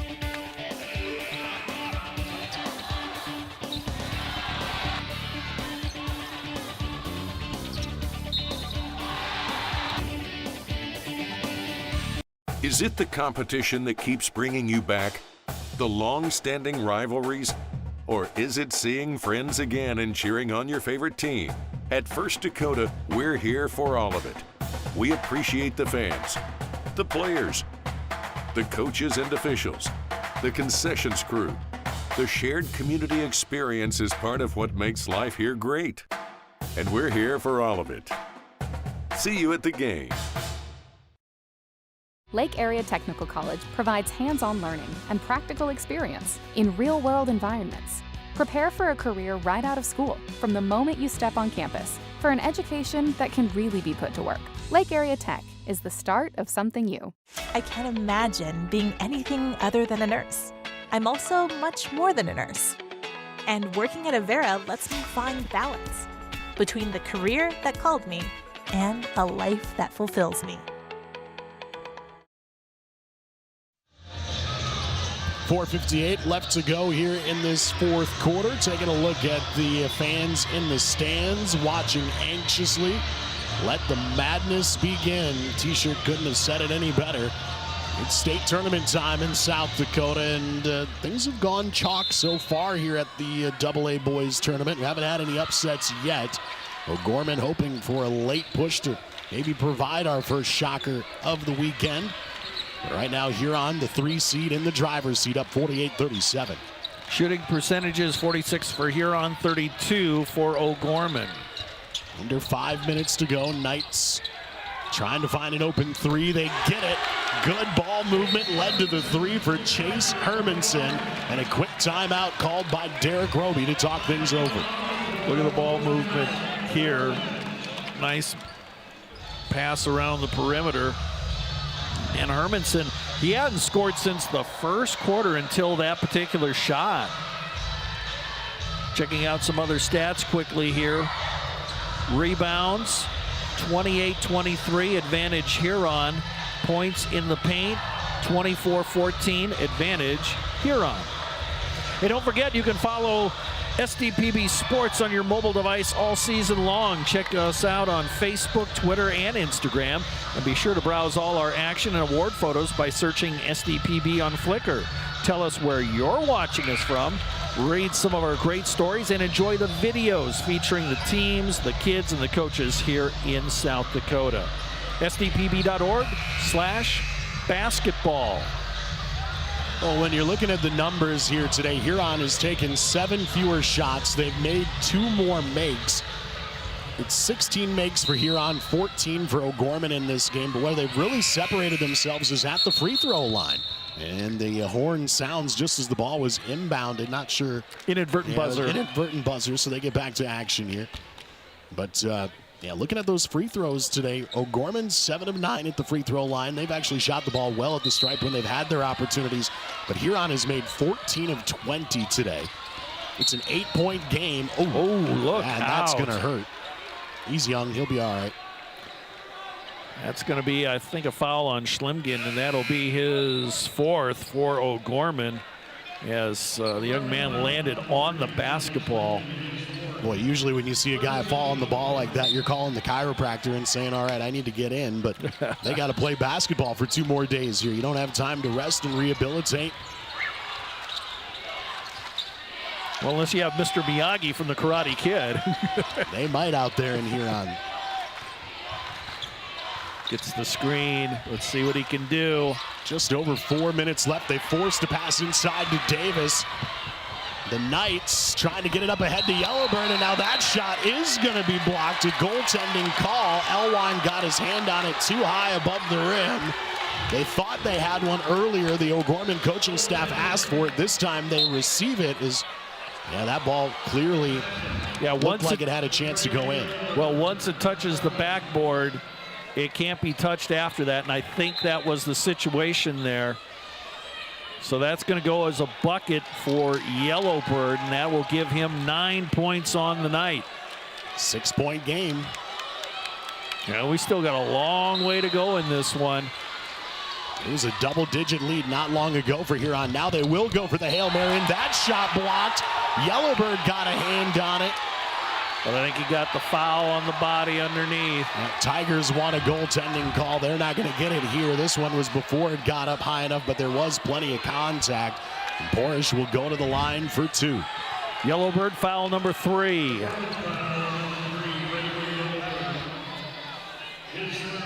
Four minutes left to go. Anderson Porish, you see his numbers on the day. Approaching double-double territory. Now with 8 points, 12 rebounds. He's perfect at the free throw line, 4 for 4 in this contest. Second attempt, puts it up and in. Timeout called by Huron. They want to talk things over in an 8-point game. We talk about Anderson and Carter Porish. Their dad, Kyle, played on the Flandreau team that won the state title in '97. That was an unbeaten team, and their mom, Jen, was also an outstanding athlete at Aberdeen Central. So some good genes in that family when it comes to athletics for Anderson and Carter Porish. I was wondering how they grew these kids so big in Huron, and that might explain it there. If you've got parents who played college athletics, good chance your kids are going to be pretty good playing at the next level too. And we'd like to welcome everyone to join us for Tales from the Hardwood. We'll meet a young lady who's juggling college and coaching, a prolific standout from South Central South Dakota, a girls basketball player who is following 2 passions within the game, and a young man who has gained strength through a key battle in his life. Tales from the Hardwood is available to watch right now. But don't watch it right now. Wait till the games are over. But watch it on our YouTube channel or online, sdpb.org/basketball. And I had a chance to meet one of those featured people in that at the A tournament last week in Watertown. Yeah, so many incredible stories across our great state. And basketball, it seems like, is always at the heart of those conversations. Athletics takes center stage here in the month of March across South Dakota, and public broadcasting does such a good job of covering it, telling you all those untold tales, and there's some good ones out there right now. Again, Nate Weck, everybody else involved at SDPB Sports, terrific storytellers and bringing you those stories. Check it out when you can. 3-possession game here with an 8-point lead for Huron. Lob inside, taken away. Elwine took advantage of a miscue on the pass, and now Porish with the finger roll finish. Nice running of the court by the 6'6" junior, and good defense by Huron. Cece tried the extra pass, that got taken away. Who else but Elwine got his hands on it? Now look at that floater. Ooh, and a nasty slip on the other end there for the Tigers. Mason Juergens, he looks all right as he hustles back quickly, but this is now a 12-point game. It was a 6-point game just a moment ago. 3 from the top of the key is good. Mason Clark puts it in. Boy, they're starting to fire it up offensively now late in this game. 3 minutes left. The Knights are hitting their threes, mostly thanks to that young man right there. Clark now with 11 points today in 28 minutes. And Clark has drawn the defensive assignment of guarding Blake Elwine, so he's had to really step up his game today. I mean, he's drawing, an assignment to guard one of the best players in the state, but he's come alive here. He's got 8 points in this fourth quarter alone. I think there might be some shooters out there in the student section for Huron. They're getting their buckets in, and the Knights fans a little nervous over there right now in a 9-point game with 3:18 left to go. Clark, by the way, 14 points now on the day. I hadn't checked the updated stats. He had 11 previously. His third 3 of the day gives him 14 points. He's now actually tied as the game's leading scorer after knocking that one in. Elwine, on the other end for Huron, he's got 14 points and 6 rebounds today in 28 minutes. What about Blake Elwine? His dad, Jay, of course, a great player. And he was part of the team that won the title in 1993 for the Huron Tigers. That was their first title in the 3-class era. Their previous title back in 1981. And that, of course, was still in the 2-class era. Elwine will bring it up. Guarded by Clark. Size advantage favoring Huron. Tigers will look to build the lead again, back to double digits. It's a 9-point game right now with just over 3 minutes left to go. Tigers will zip it around the perimeter. Defensive intensity starting to pick up for the Knights with now 10 seconds to shoot on the shot clock. 3 from the right corner. This one in, out, and in again. 3-point bucket is good. Elwine knocks that one in. That's the younger brother. Miles putting it in. A timeout called by Coach Buttenhagen. Look at that one. Spins and falls. The iron was kind. And that was talk about a win-win situation there for Huron. Not only did they get the 3-pointer, but they burned a lot of time off that clock, JJ. They sure did. They needed to take some time off there just to try to take maybe a possession or two away from the Knights. And to add the 3 on top of it now makes it a double-digit lead with 2:43 left to go. At this stage, unless O'Gorman can go on an epic run, it'll be very hard for this team to get back into this game down by 12. Talk about Davis Chase. He is not committed to everywhere, but he has a number of teams recruiting him throughout the region.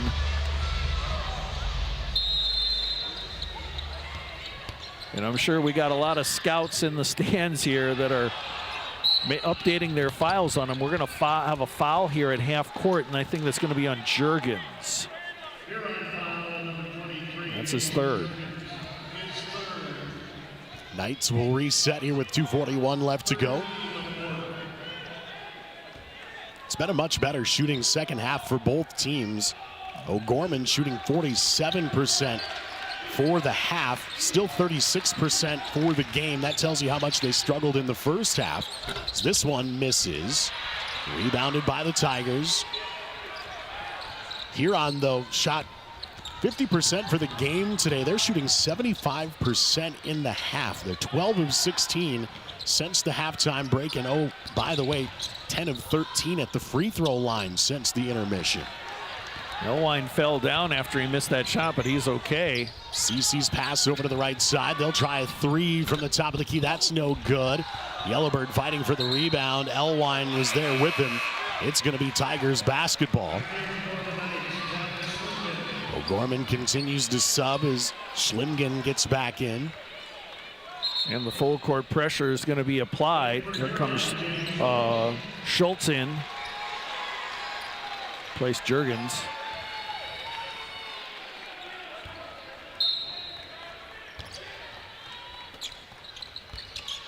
Two minutes to go. Tigers trying to get it across the half-court line and do. Now Elwine will slow it down. Done a really good job in closeout time of eating away at clock. That pass taken away though, and then kicked out of bounds. Now with lack of effort though, Schlimgen did everything he could to keep it alive. Yeah, it's just a heartbreak play there because the Knights had a 2-on-nobody fast break. That was going to be an easy bucket, and the ball just got away from him. Again, can't fault the young man. He's out there hustling hard, and it just took a bad bounce for O'Gorman.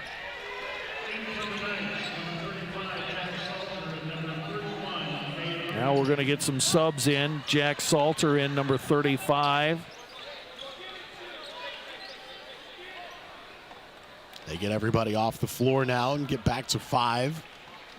They also got Nate Hardy in, number 31. You got to figure those are probably guys to maybe commit a foul here, try to get a steal. Minute 38 left to go. Huron with the 12-point lead.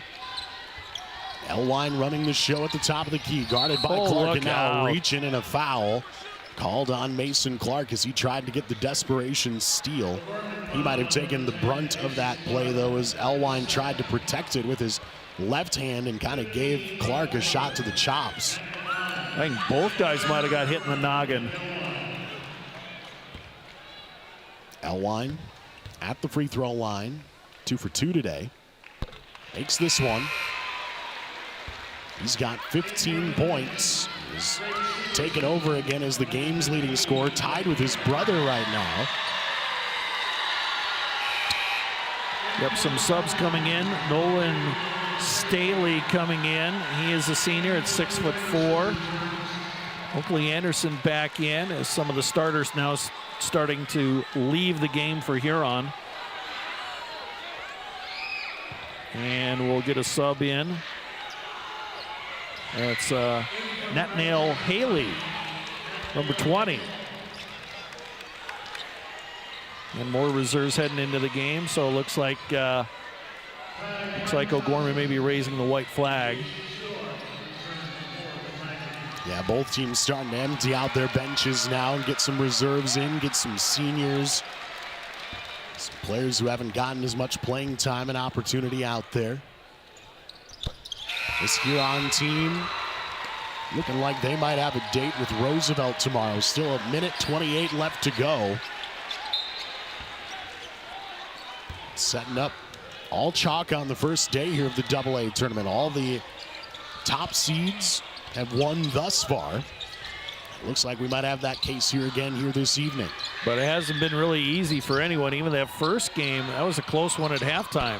That shot missed. Yeah, you're right. Lincoln ended up blowing it out a little bit in the second half, but it was airtight at halftime.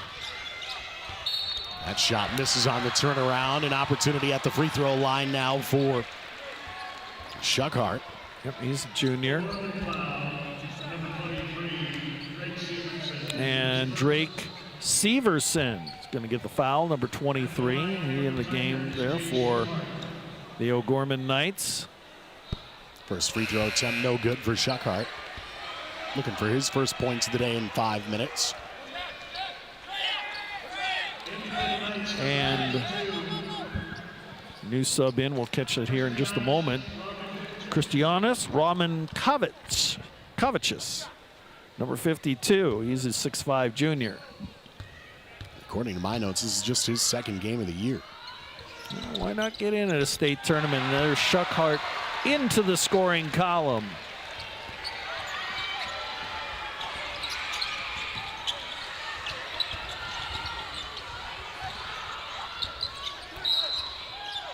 And we got a foul on Huron here. But that's only the third team foul.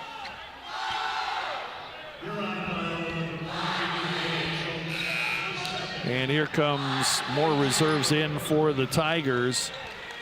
Joshua Gilbert, number 12. Bryson North, number 44. And we also have Neil Solomon, number 42. Under a minute to go. Gorman down by 15. Turning this one over here again, and the Tigers reserves might get one last shot, putting up some points before the end of this quarterfinal matchup. You know, in a situation like that, everyone on the sideline, anytime somebody touches the ball, doesn't matter, you're yelling, shoot the ball. 3 from the left corner. That one no good. Second chance opportunity, no. Knights get the rebound. Shot clock now turned off with 20 seconds left to go. Well, Huron got bounced in the first round. Each of the last 2 times they've made it to the state tournament. They will advance to the semifinals tomorrow night. Here's they defeat O'Gorman for the second time this season. This evening, a 60-45 final score here at the state quarterfinals in Rapid City. The Huron Tigers win this one. We will step aside. We will have a coach's interview and our final thoughts from our first day of the state basketball tournament in Rapid City. More coming up when we return after the break on Public Broadcasting.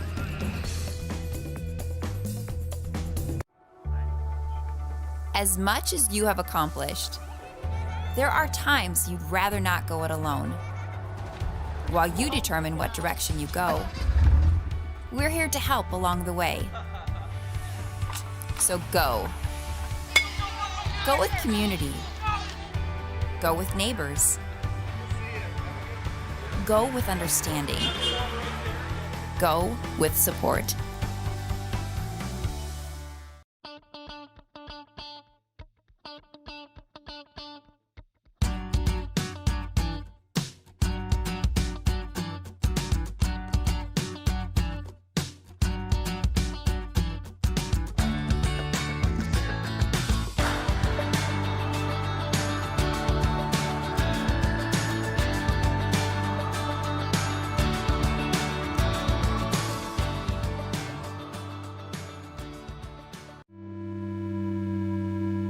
You hear about work-life balance like it's a big equation you have to find the answer to.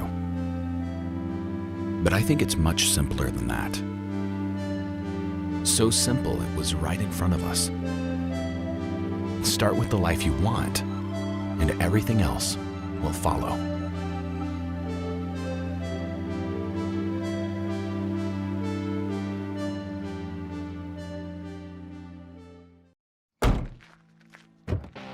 Are Peterson reps real-life seed heroes? Well, they've been known to go the extra mile. Literally thousands of extra miles every year. And when they're not driving gravel roads, they're out walking fields and sampling soil. When time is the enemy, they're there to save what's left of the day. Are all Peterson reps seed heroes? I guess that's a yes. Peterson, we're that kind of seed company. Back in Rapid City, 60-45 the final scores. Huron gets the win over O'Gorman. Steve is courtside with the winning head coach. All right, Coach, congratulations on the win tonight. You had a little talk there with Coach Roby at the end. Obviously, a lot of respect between you two. What'd you say to the coach? Well, one, I loved him because we've been at this for 40 years. He was at Aberdeen Central. I was coaching the girls in Huron, and we battled then, and then we've been battling ever since. It's sad to see him and Coach McClemens go. Both are great coaches and do a nice job and get their kids to play hard and work hard. All right, let's talk about the game tonight. I guess another hard-fought first-round game. What did you see from your team that you liked, and what do you see that you're going to have to improve on? Well, I really liked our competitiveness. We talked about that we got to get on the glass. We didn't do a very good job the first quarter, and give O'Gorman a lot of credit because they were ready to play. We had a hard time the last time keeping Clark and CC out of the lane. And if you can't keep them out of the lane, then it opens up shooters like it did tonight. I thought Yellowbird had a fantastic game as well. And then we were just steady. We started to hit shots. We started to pound the ball inside. And once we got stops, we could kick it out and get some easy hoops down on the other end. It looked like your team was passing the ball better in the second half. Yeah, they were. Well, we moved the basketball. We reversed it a lot better the second half. And then we did a really nice job of sealing off on the backside. All right, so you guys have had obviously a very tall team the last few years, and teams try to throw special defenses at you. What do you expect from Roosevelt tomorrow night? I expect a barn burner. They're going to get after us. The last time we played them in here, they hit 16 of 24 threes or something like that, or 14 of 24. So we're going to have to guard the three-point line. Again, they're well coached. They're gritty, so we got our work cut out for us. Coach, go celebrate your team. Congratulations. Yeah, a lot of work to do tonight. All right, thank you very much. Coach Budenhagen from Huron. They are victorious tonight. Let's send it back to the desk and J.J. Hardigan. Thanks, Steve. Yeah, the coach all smiles right now as his team advances on to the semifinals here today, thanks to the victory over O'Gorman in the quarterfinals, 60-45. Your final scores. We look at some of the highlights in this second half. O'Gorman tried to make a furious comeback. They started hitting some buckets inside that led to some outside shots. Mason Clark had a big one there. But anytime they had an answer, it seemed like Huron and Davis Chase just found a way. And Elwine put together a good night out there on the floor. You can see his versatility inside, outside. Finished with 16.6 rebounds today. There you can see again the big dunk and finish there from Davis Chase, the 13 points, 4 rebounds in 26 minutes. Really think the unsung hero for O'Gorman today is that young man, number 10, Mason Clark. 14 points, 5 of 10 from the field, 3 of 4 from three-point land. Hit some big threes late in that second half that pushed this back to a 6-point game. But in closing time, Porish, the rest of this Tigers offense, boy, they were special and extended this lead back to 15 at the end of it. Clark got one more dagger in there before it was all said and done. But too much of the Elwine brothers, too much of Porish, too much of Chase throughout the course of this one, and the Tigers get the victory. They scored 6 unanswered points to end this game and cruise now into the semifinals. As you take a look at the final numbers, three-point shooting escaped them a little bit today, Steve, but otherwise everything looked good. Maybe too many turnovers, but the rebounds look good. They got to the free throw line a lot, and they've got to be very pleased with the way things turned out here tonight in Rapid City. Yeah, and O'Gorman was winning the rebounding battle at halftime, but Huron turned that around in the second half, and O'Gorman just couldn't get to the charity stripe a whole lot tonight. Points in the paint, 28-16 advantage Huron. Points off turnovers, 17-10 advantage Huron tonight. And individually, it was Anderson Porish with a double-double with 11 points and 12 rebounds. Davis Chase with 13 points. Of course, Blake Elwine with 16 points, 6 rebounds as well. He also had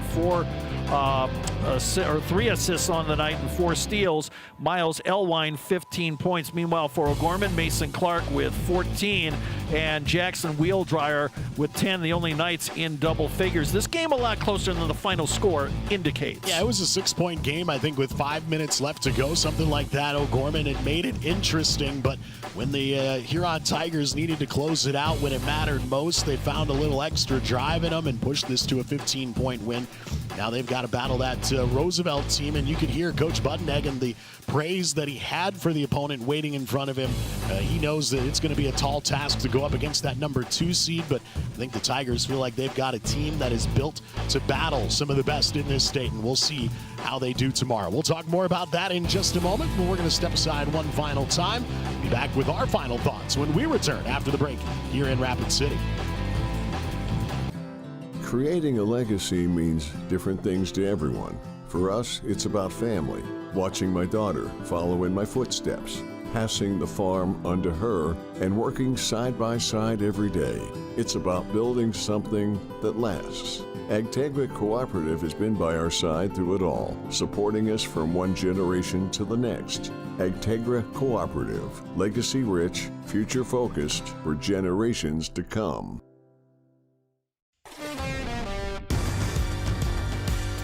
You're committed to building relationships, to exceeding expectations, to serving your community. Your financial partner should share your vision and your values. For 130 years, we've stood by South Dakotans. We've been there, we'll be there. Convenient, connected, committed. Bank West, member FDIC. Educators across South Dakota are coming together to elevate, educate, and empower. This June, the Department of Education hosts the South Dakota Literacy Conference in Mitchell, a gathering dedicated to advancing the science of reading and sharing new insights into how students learn, exploring research and real-world strategies for South Dakota educators to move literacy forward for all learners. South Dakota Department of Education, learning, leadership, service.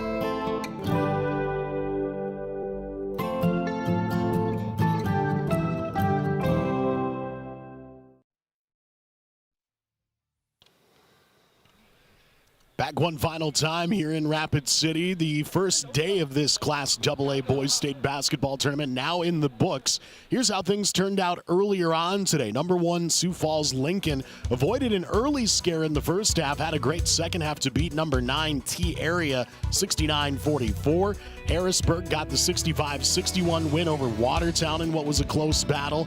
Then this evening, Sioux Falls Roosevelt, a 58-47 win over number 7 Brandon Valley. And just a few minutes ago, number 3 Huron beat number 6 O'Gorman 60-45 to set up our semifinals coming up tomorrow evening. All hard-fought victories, all very physical ball games today.